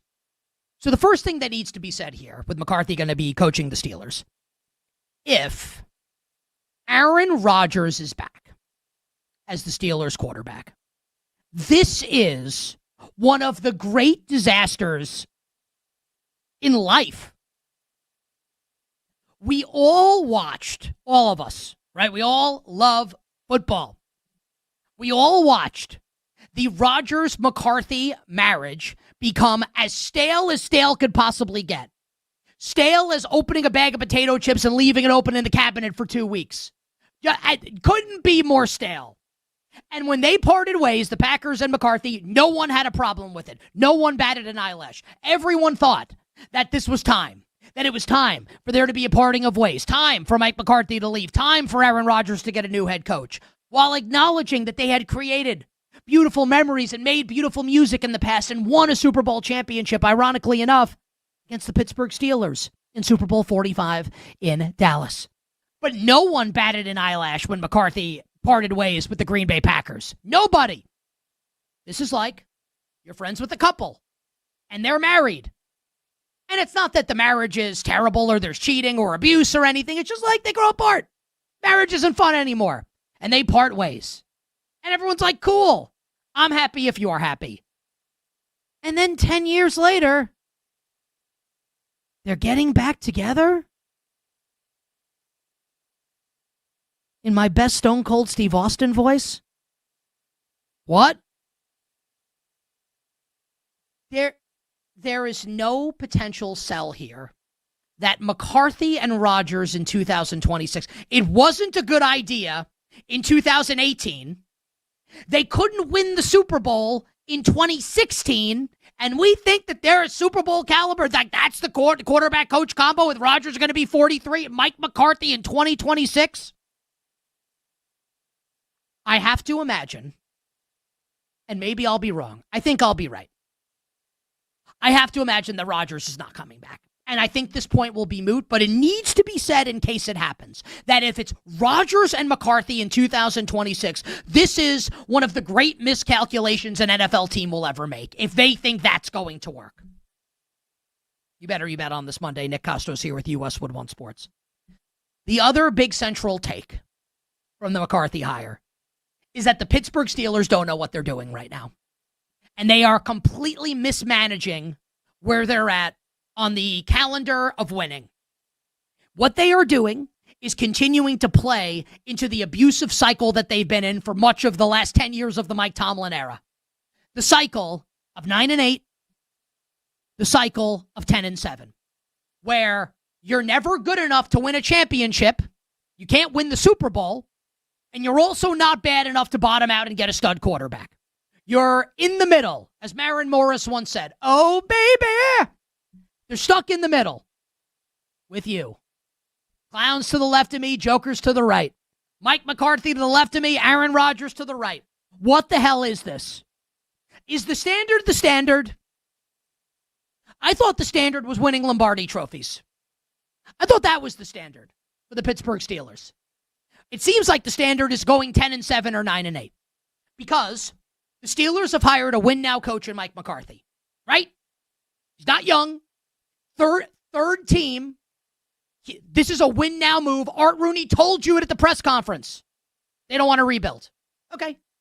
Answer this question. Be honest.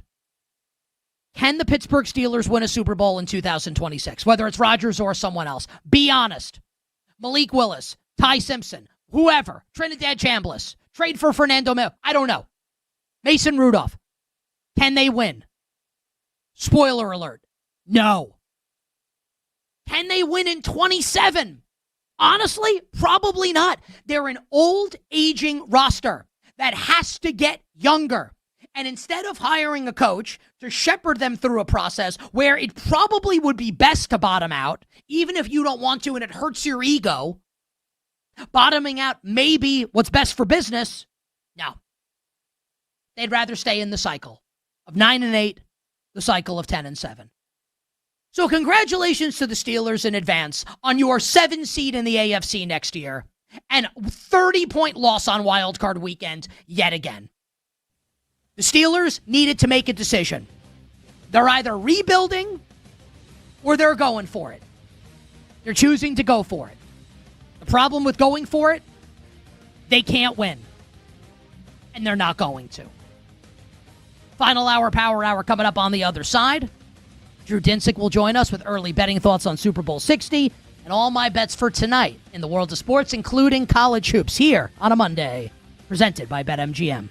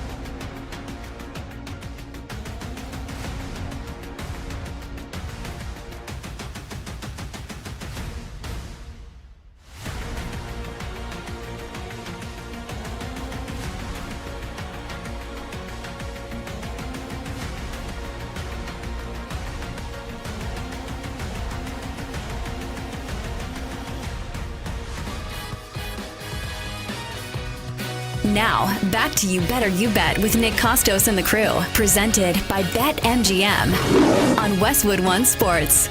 Bring it up, Grant.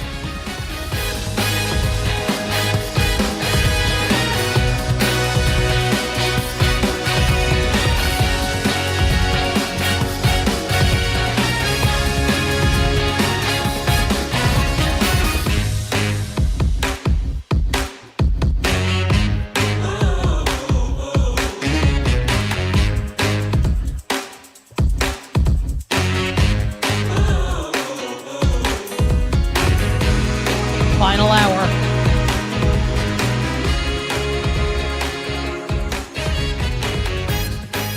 Power hour.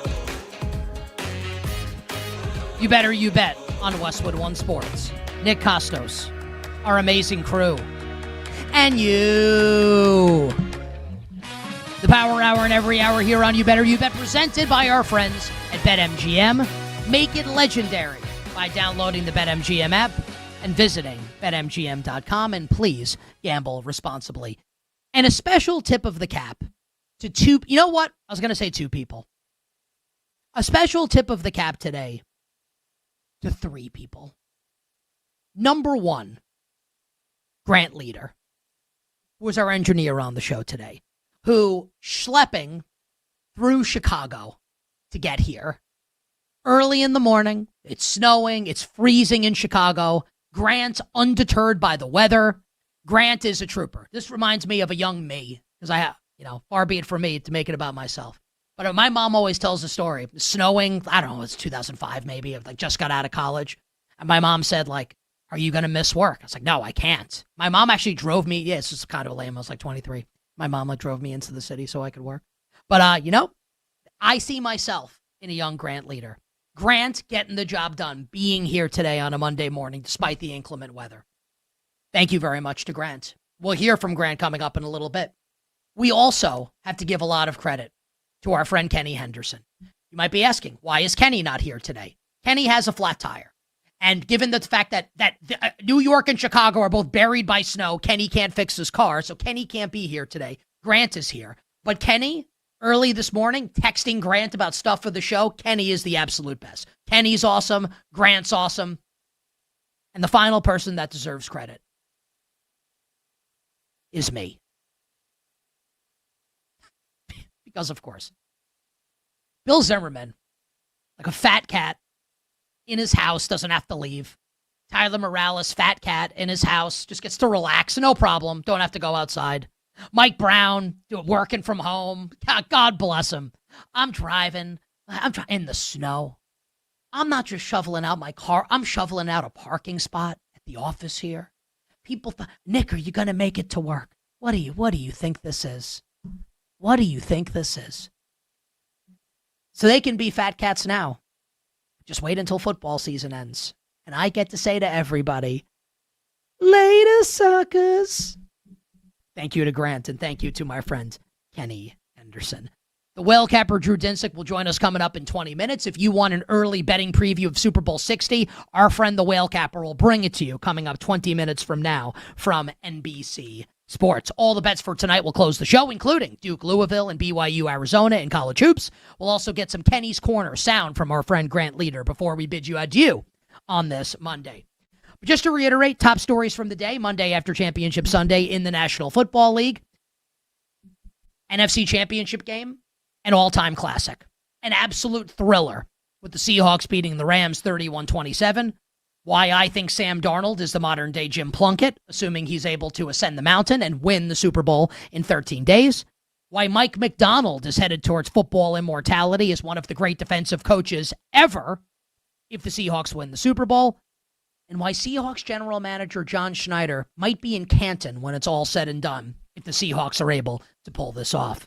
We also talked about the Los Angeles Rams, why Sean McVay's in-game management and special teams failed them yet again in a big spot. And I think Sean McVay's the best. I think he's headed for Canton if he coaches long enough. He's that good. But his in-game decision-making's terrible, and it's been terrible for too long, and there needs to be way more of an emphasis on special teams. And this is endemic in the entire McVay-Shanahan tree. They need to get better in this regard, and I'm wondering what might have been with the Los Angeles Rams. I'm not convinced Matthew Stafford's coming back next year. I think a lot of people are. My guess is he will, coming off an MVP year. He's going to be 38 on February 7th. Are we sure he's coming back for another year? Remember August. Just like as a concept.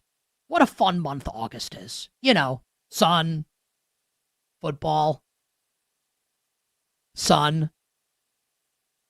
Remember in August when Matthew Stafford couldn't throw because of his back? And he was in that thing in the critically acclaimed 1996 Japanese role-playing game Chrono Trigger in the future where you go into the chamber and you come out after a second and your HP and your MP are restored. Matthew Stafford was in that MRI tube basically for his back. And we didn't know if he'd be able to play this season. Like I said at the top of the show, one of the biggest hoaxes since Y2K. Matthew Stafford had a great season, but he's old. He's got a bunch of injuries. Maybe he walks away. I think he'll come back. But if he walks away, he's going to the Pro Football Hall of Fame.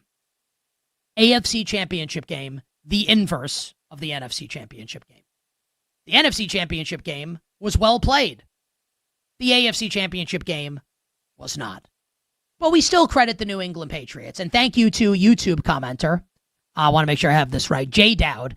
Another segment about Boston sports and Nick's feelings. We still love you, Nick. And I love you guys also, the Boston sports fans, even as a New Yorker. I think Jay Dowd and to all the Patriots fans out there, and I get a lot of notes from Patriots fans. A lot. I think I've been really fair, right? The AFC sucked this year. Guys did get lucky with the Super Bowl berth and the route you had to take. Also, you get a lot of credit for doing it and being there. The other 15 teams could have done it. They didn't. Your team did. I think the Patriots deserve a ton of credit for that. And if you're the Buffalo Bills, you have to be apoplectic today. I think they'd be in the Super Bowl if they hadn't blown the game in Denver last Saturday against the Broncos. And I think Sean Payton and the Broncos probably blew their shot, their best shot, to go to a Super Bowl in this era. Maybe Bo Nix will prove me wrong. This felt like a potential era-defining loss yesterday at home for the Denver Broncos. You bet on this Monday. Nick Kostos here with you, Westwood One Sports. We have a bunch of notes on the NFL Coaching Carousel that we need to hit.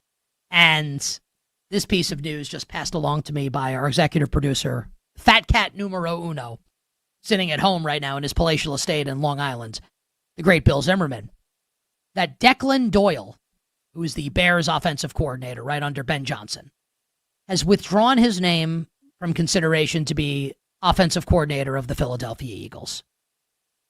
Which means that in the last 24 hours, we have seen Declan Doyle not want the job.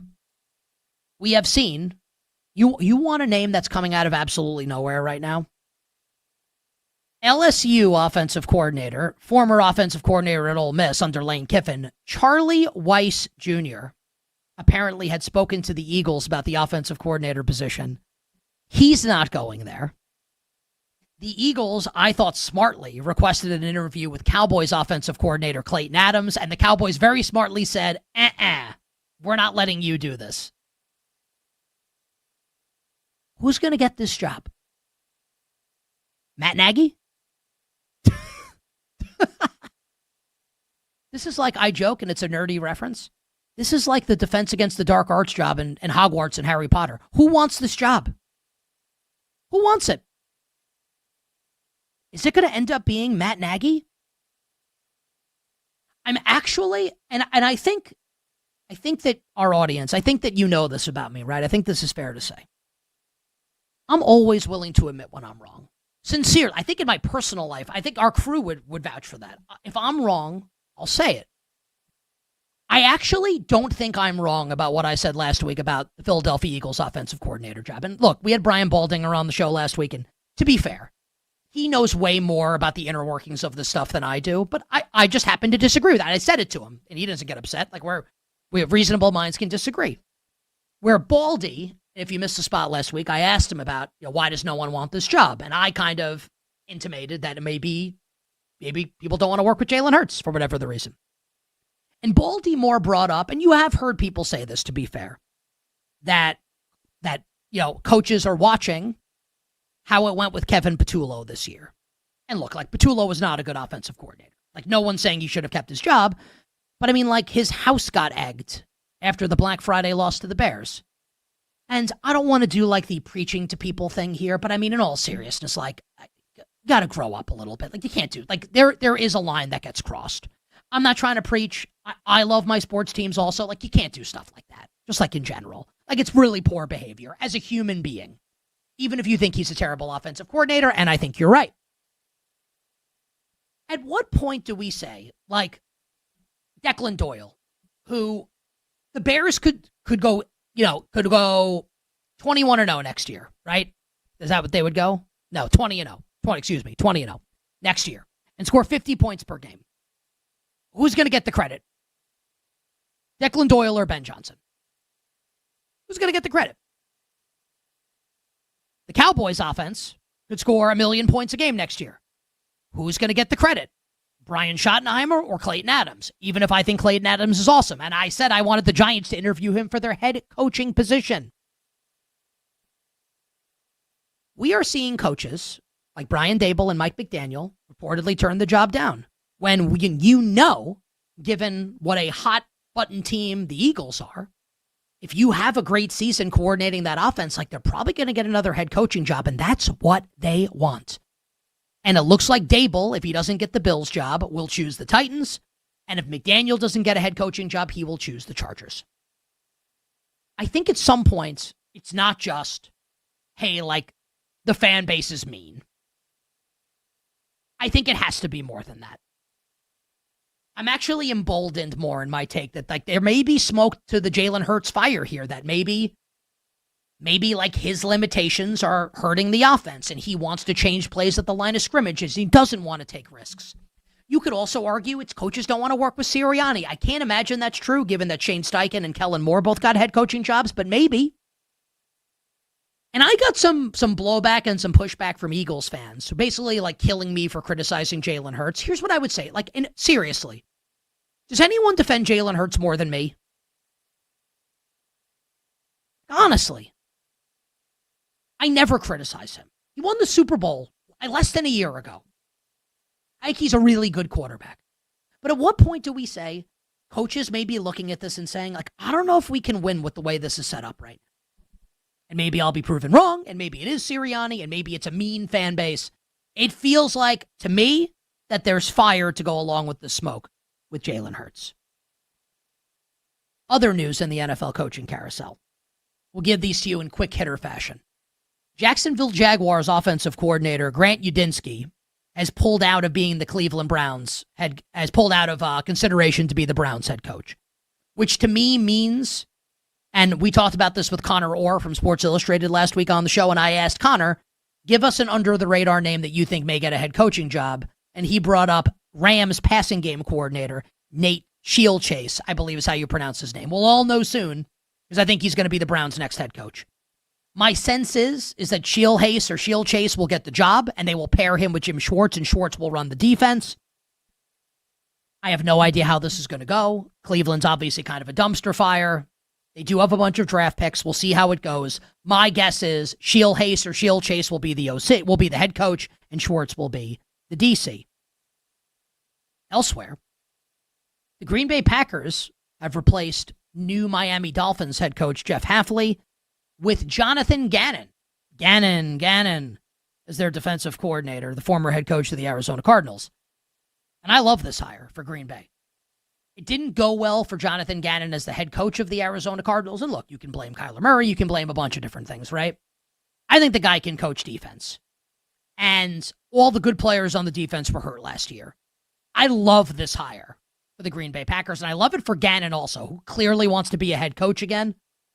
That defense cooks next year with a healthy Micah Parsons back when Parsons is back. Maybe it won't be a calamity moving forward for Jonathan Gannon. And just to reiterate some news we talked about at the top of the show, my guess is Clint Kubiak will be the next head coach of the Las Vegas Raiders.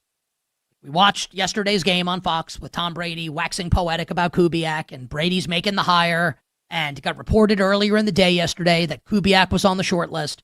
My guess is Kubiak will be the next head coach of the Raiders, and Davis Webb will be the next head coach of the Buffalo Bills. I have no inside info. I'm not reporting that. But it seems to me like the Bills have interviewed Brian Daboll. Like, if Anthony Lynn's going to get a head coaching job, just like, what are we doing? Like, Anthony Lynn and Brian Daboll. The fact that the Bills haven't moved yet on a hire, and it hasn't been that long, I think tells me that they know who they want. And I can be wrong about that, but I think I'm right. And now that the Broncos have been eliminated, I think they're going to interview Davis Webb. And my guess is that by the end of the week, Davis Webb is the new head coach of the Buffalo Bills. Whether or not that's a good hire remains to be seen, because Webb is really good friends with Josh Allen, and Allen's been sitting in on all these interviews, and I don't think that's really that good of a thing, but that's what they're doing. My guess is it'll be Davis Webb as the next head coach of the Bills. To be fair to what I have said for years, and I said this on Friday about Jesse Minter and the Ravens, it doesn't matter who coaches Baltimore, and it doesn't matter who coaches Buffalo. If it's not Harbaugh and it's not McDermott, and Lamar and Allen remain the quarterbacks, I'm going to like the Ravens and Bills even more than I did with McDermott and with Harbaugh. So I'm going to be in on the Bills next year, and I'm going to be in on the Ravens next year, no matter what. My guess is it'll be Davis Webb as the next head coach of the Buffalo Bills. We'll take a quick break, and on the other side, the Whale Capper Drew Dinsick from NBC Sports joins with the best early betting breakdown of Super Bowl 60 you, dear listener, and you, dear viewer, will get anywhere. Side, total, props, MVP, Super Bowl betting conversation. Next, with the Whale Capper Drew Dinsick on You Better You Bet, presented by BetMGM.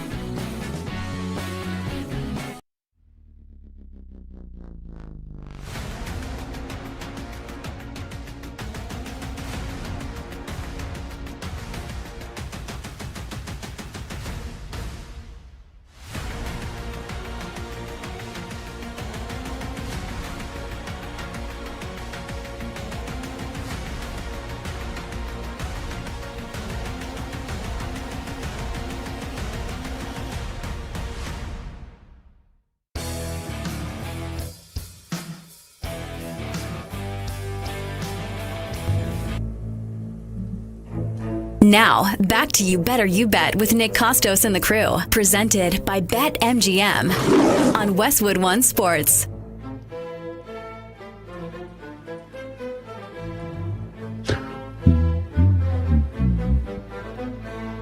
Oh, yeah. Monday after Championship Sunday here on Westwood One Sports. Nick Kostos here with you. Bets for tonight will close the show. Got a couple bangers in college basketball. That's the beauty of sports, man. Yeah, there's only one football game left this season. But the beat rolls on. 2 sick top 25 matchups tonight in college basketball. We'll give you our bets, myself and Tyler. We'll see if Grant's got any bets as well at the end of the show. But joining us right now, I mean, you want early betting breakdown of Super Bowl 60? I know I do. Joining us right now to give us the best betting breakdown of Super Bowl 60 you can get the Monday after Championship Sunday is our friend, NBC Sports betting analyst, who's very generous with this time. Joined us at the end of last week, now on with us today. We'll give him a bit of a break now. Maybe we'll see you out at Radio Row in San Francisco, my friend. The Whale Capper Drew Dinsick, at Whale_Capper on Twitter, NBC Sports betting analyst, and his betting podcast with our friend Andy Molitor is the Deep Dive Podcast, which we encourage all our listeners and viewers to check out. You like betting on sports, check out the Deep Dive Podcast. My friend, a happy Monday after Championship Sunday. How are you? I'm doing well. I would be happier if the Rams were going to the Super Bowl instead of the Seahawks, but so be it. It was a very, very entertaining NFC Championship game yesterday, so I'll remember that one for a while. It was that was a lot of fun. So, I think there are some fun matchup angles for the Super Bowl, so it'll be a good 2-week ramp up here, and looking forward to this game. But yeah, we've had a running gag between Andy and I because he's been on the Seahawks since like September, and I've been on the Rams since like September. So the fact that it came down to that felt pretty appropriate. And then Andy's just been running like absolutely white hot all season. He scored in the circa millions, and then yesterday at halftime called the second half score correctly. He was like, yeah, this feels like 14-14 second half to me. Let's go over 23.5. And I was like, all right, let's do it. And he was on the number. So hat tip to Andy. Should we call him right now and be like, "Hey, who do you like in the Super Bowl?" Well, you can tell us. I was trying to pick his brain this morning, just like what's the second sight saying for you today, buddy? But he was a little cagey. Still a lot of research for him to do, I think. And if people want to, Seahawks are going to win. and if people want to follow Andy on social media at AndyMSFW on Twitter, if you want to check out Andy Molitor, who's a great guy and a stud handicapper, along with Drew on the Deep Dive Podcast. Before we get to Super Bowl 60, I'm guessing based on that answer you gave that you agree with me, because you said the NFC Championship game was awesome. Forget about like who won the game and like crediting the teams. I thought the game itself sucked, the AFC Championship game. like a game unworthy of Championship Sunday. Am I being unfair to the AFC Championship game? Agree, disagree with that thought? I 100% agree with that thought. I think you could expand it to the AFC playoffs. They were awful. Bills Broncos was an awesome game. Bills Broncos was great. Yeah. Okay. Okay. I mean, it was. The Bills Jaguars was ostensibly good as also. Bills Jaguars was a good game. Yeah. Bills Jaguars was good. Texans Steelers stunk.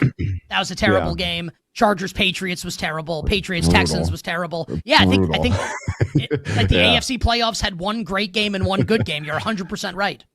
Yeah, and I mean, like even like watching, like, what we wanted was, Josh Allen and the Bills to stand up, like march your way through here, guys. Like, stamp some authority and prove that you're the best. And ultimately, losing to Denver and then losing Bo Nix on the process was, kind of sowed what was to be in terms of a lackluster AFC Championship game. And then,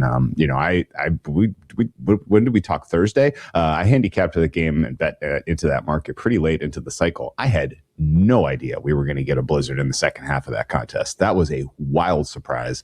And, you could see like the wind affecting things way earlier in the game than I thought was reasonably possible looking at the weather forecast. So got caught by surprise by how the conditions affected things. And yeah, I mean, I remember seeing the Patriots kick that field goal to go up 10-7 and seeing how things were deteriorating, being like, well, that might be it. And I thought they probably should have gotten the other field goal converted. It was very close. And obviously, the kicker wasn't accounting for the wind correctly and he misses. So Patriots probably should have covered. But your kind of general thesis of that being lackluster, unworthy of a championship game is 100% correct. Drake Maye had 55 yards passing outside of the one gadget play that they cooked up to Mac Hollins. Like what are we doing here? Like that was a sloppy game. Drake Maye gets sacked 5 times in every single playoff performance, and is marching his way to the Super Bowl. Like there are plenty of people I feel like who can kind of look at the Patriots and feel like they're a little fake. But that said, they ostensibly have the better quarterback in the Super Bowl matchup. So, if there will be probably a little bit, and we're seeing some soft support for the Patriots here on day one of this market being open. All right, you bet on this Monday, Westwood One Sports. Early betting breakdown of Super Bowl 60 with the Whale Capper Drew Dinsick on Twitter at Whale_Capper. So let's do side. We'll do total. We can get a prop thought if you have one, and we'll do MVP here. Let's start with the side. So at BetMGM right now, Seattle is a 5-point favorite against New England. Let's just start with the side. We'll save the total here. Anything in that market make you want to bet into it? What do you think of the number? Where do you think we're going? Drew Dinsick's expert analysis of the side of Super Bowl 60, where we stand on Monday morning. It's a neutral site, neutral rest. These two teams are reasonably healthy. There's a couple linebacker injuries to track this week, Spillane for the Patriots. I forget who went out late in the game for the Seahawks with the linebacking core, but, a couple of injuries to track for the defenses here. But yeah, on a neutral field, are the Seahawks a +7? I think that's completely reasonable. Are the Patriots a +2? Maybe. That's maybe giving them a little bit of credit. So the fact that you're seeing a 5 makes sense as far as just what is a neutral number. The Seahawks offense certainly is being schemed well. Clint Kubiak really did a masterful job yesterday, I thought. And the Seahawks will have the most, kind of game-breaking offensive player in this one with JSN. He was remarkable yesterday. But his matchup is pretty phenomenal with Christian Gonzalez on the other side. That guy can play. He's reasonably healthy right now. So that's going to be kind of the matchup to watch when Seattle has the offense on the field. I personally not expecting anything less than what we've got from Sam Darnold yesterday in terms of just being consistency and efficiency.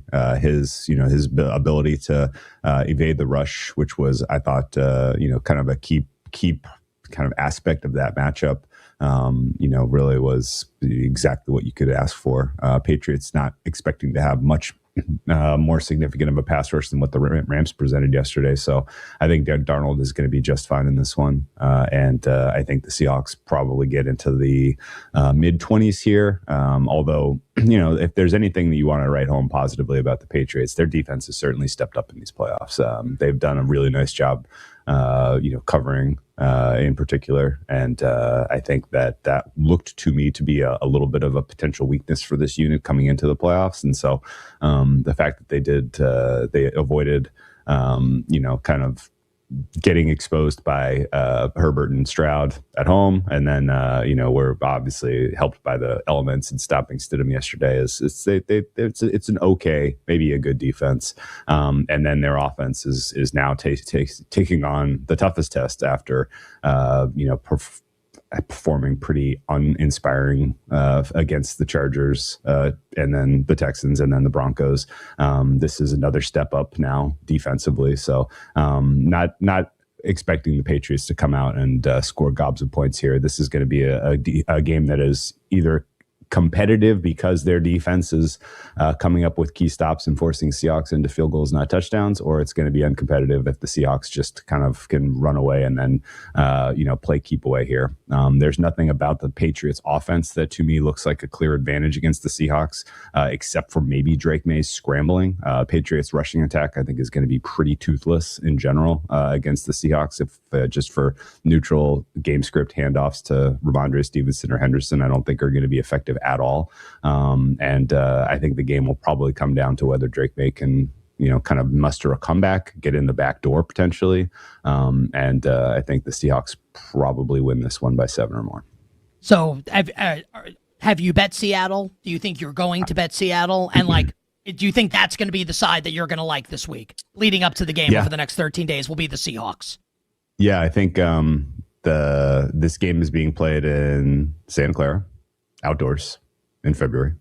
So we could see some impact of weather. I don't think there's much of an emergency to get action in now, because I don't think this 5 is going to turn into a 6.5 or a 7 or anything like that. It's not even going to turn into a 6. Like at worst, some Seattle support shows up and it probably floats up to 5.5. But to me, at least, the early money coming in on New England pushing this down to 4.5 in the offshores, I think that's just giving you a decent buy price on Seattle.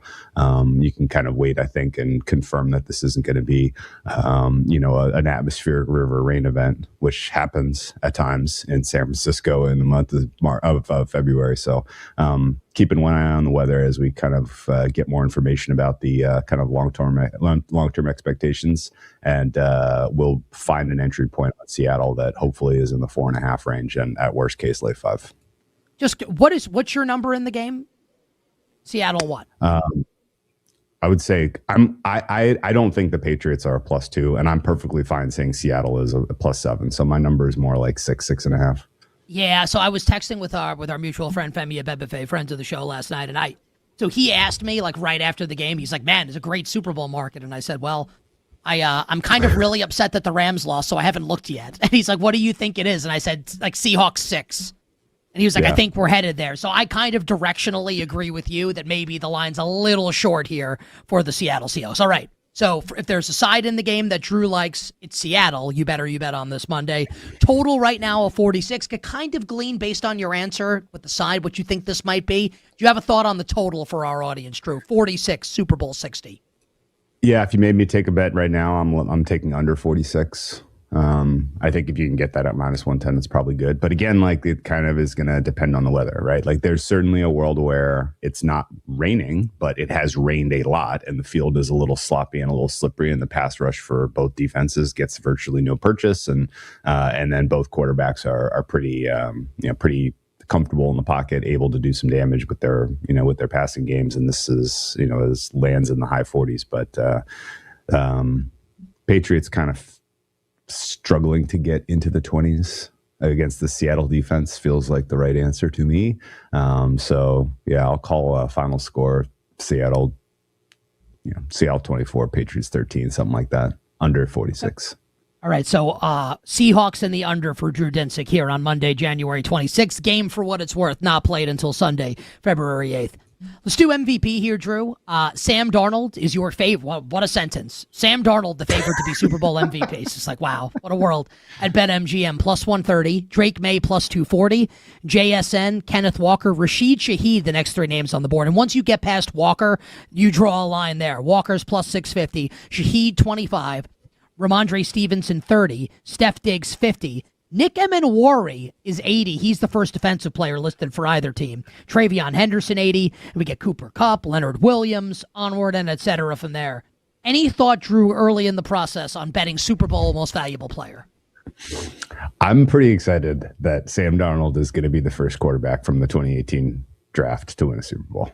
I'm pretty thrilled by this. Yeah, or get there. That's a great point. That's true. You're right. Yeah. I thought for sure it was going to be Josh Rosen. I don't know about you, but yeah. He was probably. I think actually he was at the Vegas Super Bowl. He was cleaning up some of the confetti. But no, I think I'm joking. I think he's like a hedge fund manager. In all seriousness, I think he's making like a lot of money. I think I saw that a couple of months ago. Like he's working at I think he's doing like some kind of big finance job, like a finance bro. God bless him. Fair enough. Fair enough. Putting that UCLA degree to work. Good work, buddy. The fact that that Darnold is the favorite,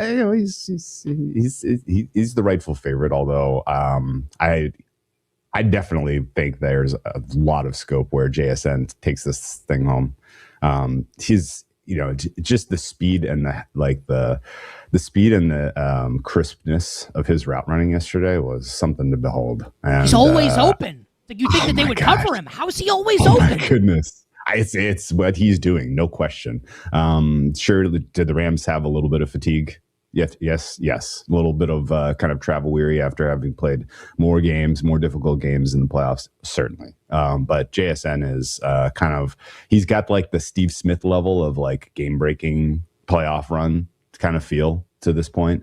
And I honestly think he should be about 35 to 40% of the equity for Seahawks MVP space here. And I would put Sam in that same discussion. So for me, they would be on par as far as fair price for MVP. If yesterday's game is the same kind of sort of script that you're talking about for the Seattle's Super Bowl win, then Darnold would have won yesterday. And I don't think it's even a close vote. Like 3 touchdowns, no picks is that's just too good too clean of a line. 340 yards, no question. Just too clean of a line.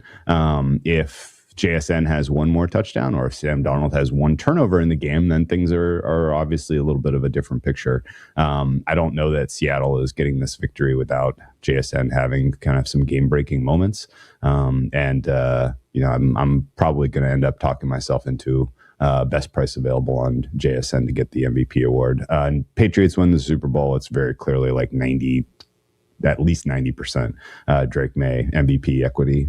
So he is a pretty decent proxy for Patriots money line, in my opinion, at price. But I don't really have any appetite for that. So yeah, and you'll hear us say this over the years. If you've listened to the show, you listen to Drew, you watch Drew, that if you think the Patriots are going to win, maybe just bet Drake Maye to win MVP instead of that. With the thought being that if the Patriots win, it's probably going to be because Drake Maye plays well.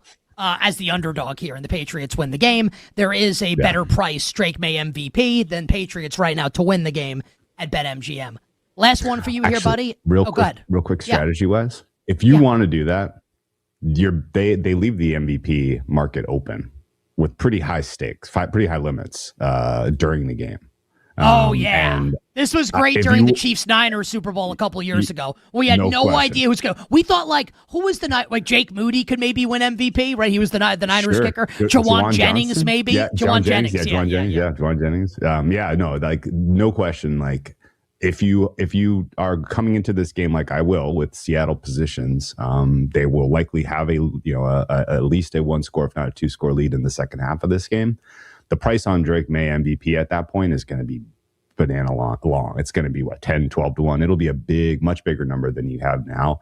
And that's how I usually like to play underdog comeback story, because at that point, if the Patriots come back and win, it's going to be because Drake Maye has thrown them back into the game and he's going to run away with the MVP vote. So I would, I don't think makes any sense at all to play take a bet now on Patriots money line or Drake Maye MVP. I would wait for in-game.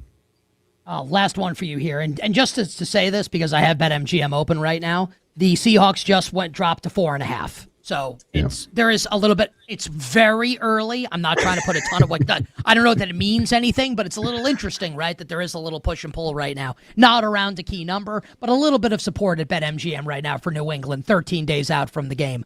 Last one for you here. Totally okay if the answer is no, but want to at least ask it. Have you seen any yardage props or have any props that you like coming up for the game here? 13 days out, totally okay if no, but any props catch your eye early in the process? I'm going to be loaded up on Patriots running backs unders and Drake Maye running rushing yards overs. That has very clearly crystallized in terms of how these teams match up for me. I don't think you could make Stevenson's number low enough. And there's a world where Stevenson barely gets a touch in the second half of this game because the Patriots are throwing their way back into it, right? So, the likelihood of Stevenson or Henderson making their rushing total, I think, is very, very low in this one. And Drake Maye, on the other hand, should probably be, he's probably going to be lined in the 20, 25 range and should probably be closer to 30 or 40. So, that's kind of I have Maye's number. Would you like to get? I have the numbers here. Would you like to guess them for Ramondre, Travion, and Drake Maye? Drake Maye is around 22 and a half. 35 and a half. Oh, geez. Well, maybe not. Because I don't think I'm taking it over 35 and a half. Looks like the sports books agree with you. Would you like to guess Ramondre or Travion? I have them here. I would put Stevenson around 65 or 62, something like that. Market agrees with you. 50 and a half for Stevenson. 50 and a half. Oh, man. well, and then in general, Henderson, who knows if he even gets, I don't understand their, seems like they don't trust him. I don't understand it. Something about his, failures in pass pro, or they're just not ready to give him the keys. I don't know, but Henderson's number's probably 22, 25. 17.5 for Travion Henderson. Okay. Well, they're onto it. I was going to say, yes, it seems like they are thinking the same way you were thinking, which is probably a good thing. And hey, you know what? Maybe pass attempts for May. Pretty good. That number should probably be around 32.5, and I would probably take the over. 30.5 for Drake Maye. Okay. I like 30, and I like over 30.5 pass attempts for Drake Maye. I doubt Josh McDaniel, because coming into this game expecting to win it on the ground, he's going to have something cooked up for a lot of short stuff, I think, and then mix in some shots. Drake Maye having in the 35 range of pass attempts feels reasonable to me. And then game state, if the game state goes the way that the market currently thinks, where the Seahawks are going to be ahead in the third and fourth quarter, then all of a sudden it's bombs away for Drake Maye in terms of attempts. So that's a fun one. Short stuff mixed in with shots sounds like my life. Great job, buddy. At Whale_Capper on Twitter, NBC Sports Betting Analyst, the Deep Dive Podcast. We'll see you in San Francisco. Stay well. Awesome. Best luck, guys. We will wrap up the show right after this with all our bets for tonight in the world of sports here on You Better You Bet.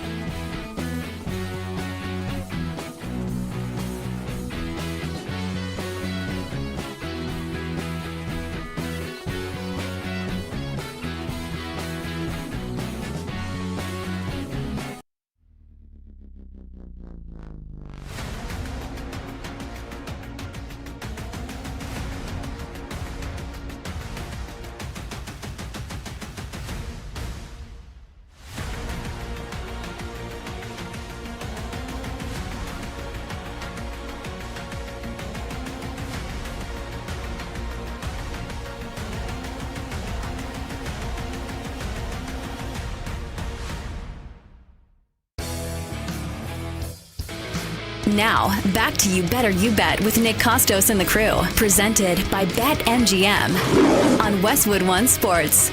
All right, some thank yous to dole out before we wrap up the magnificent Football Monday edition of You Better You Bet with all our bets for tonight in the world of sports. Our executive producer, Bill Zimmerman, our technical director, Tyler Morales, our engineer, thanks again to the great Grant Leader for stepping up today, Kenny Henderson, we think will be back with us tomorrow. Thank you to Kenny. We love Kenny also. Kenny and Grant, absolutely the best.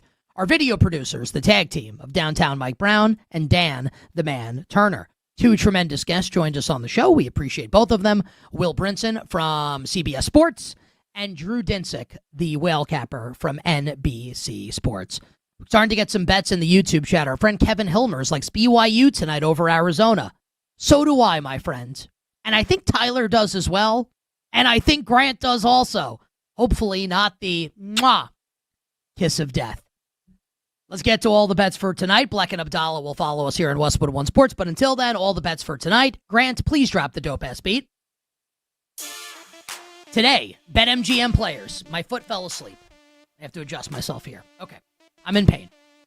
Today, BetMGM players will receive an Any Sport Odds Boost token. To use the token, add a wager made up of bets from any sport to your bet slip and activate the token.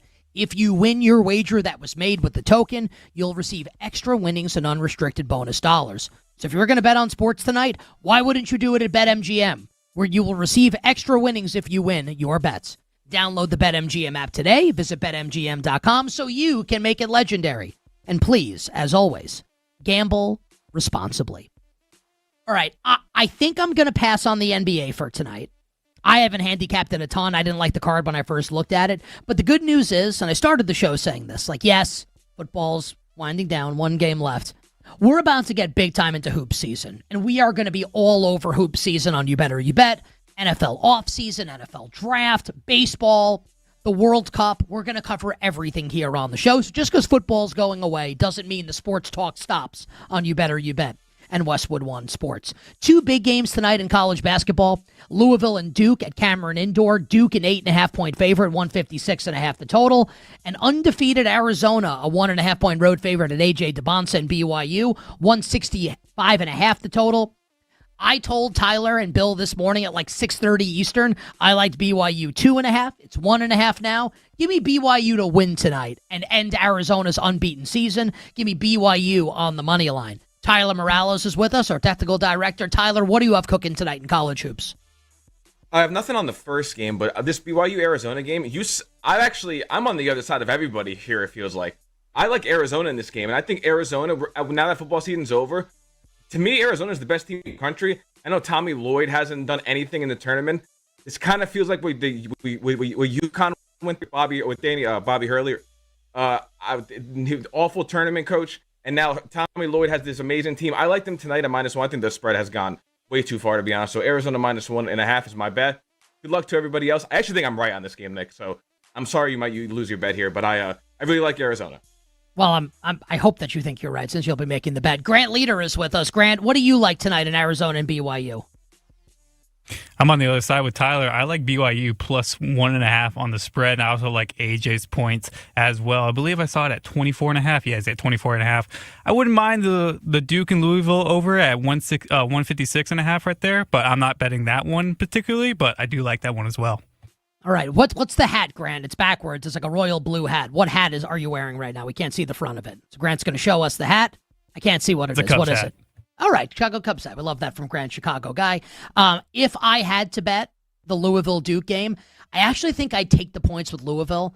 Mikael Brown was back in action. Louisville blew out Virginia Tech on Saturday. I actually think Louisville's got the size not to stop Cam Boozer, who I think is going to win National Player of the Year, but to maybe slow down Cam Boozer a little bit. I don't know if I'm going to bet it, but if I did, I'd take the points with Louisville. Please gamble responsibly. Please gamble responsibly. You're going to bet tonight on college hoops, the NBA, or whatever. And that does it for the magnificent Football Monday edition of You Better You Bet. We will be back with you tomorrow on a terrific Football Tuesday, and we are very much looking forward to that. Our friends Black and Abdallah are coming up next here on Westwood One Sports. So on behalf of our crew, I am Nick Kostos wishing you, dear listener and dear viewer, minimal sweats, winning bets, and the absolute very best of luck. We'll talk to you on a Tuesday. Again, Black and Abdallah coming up next.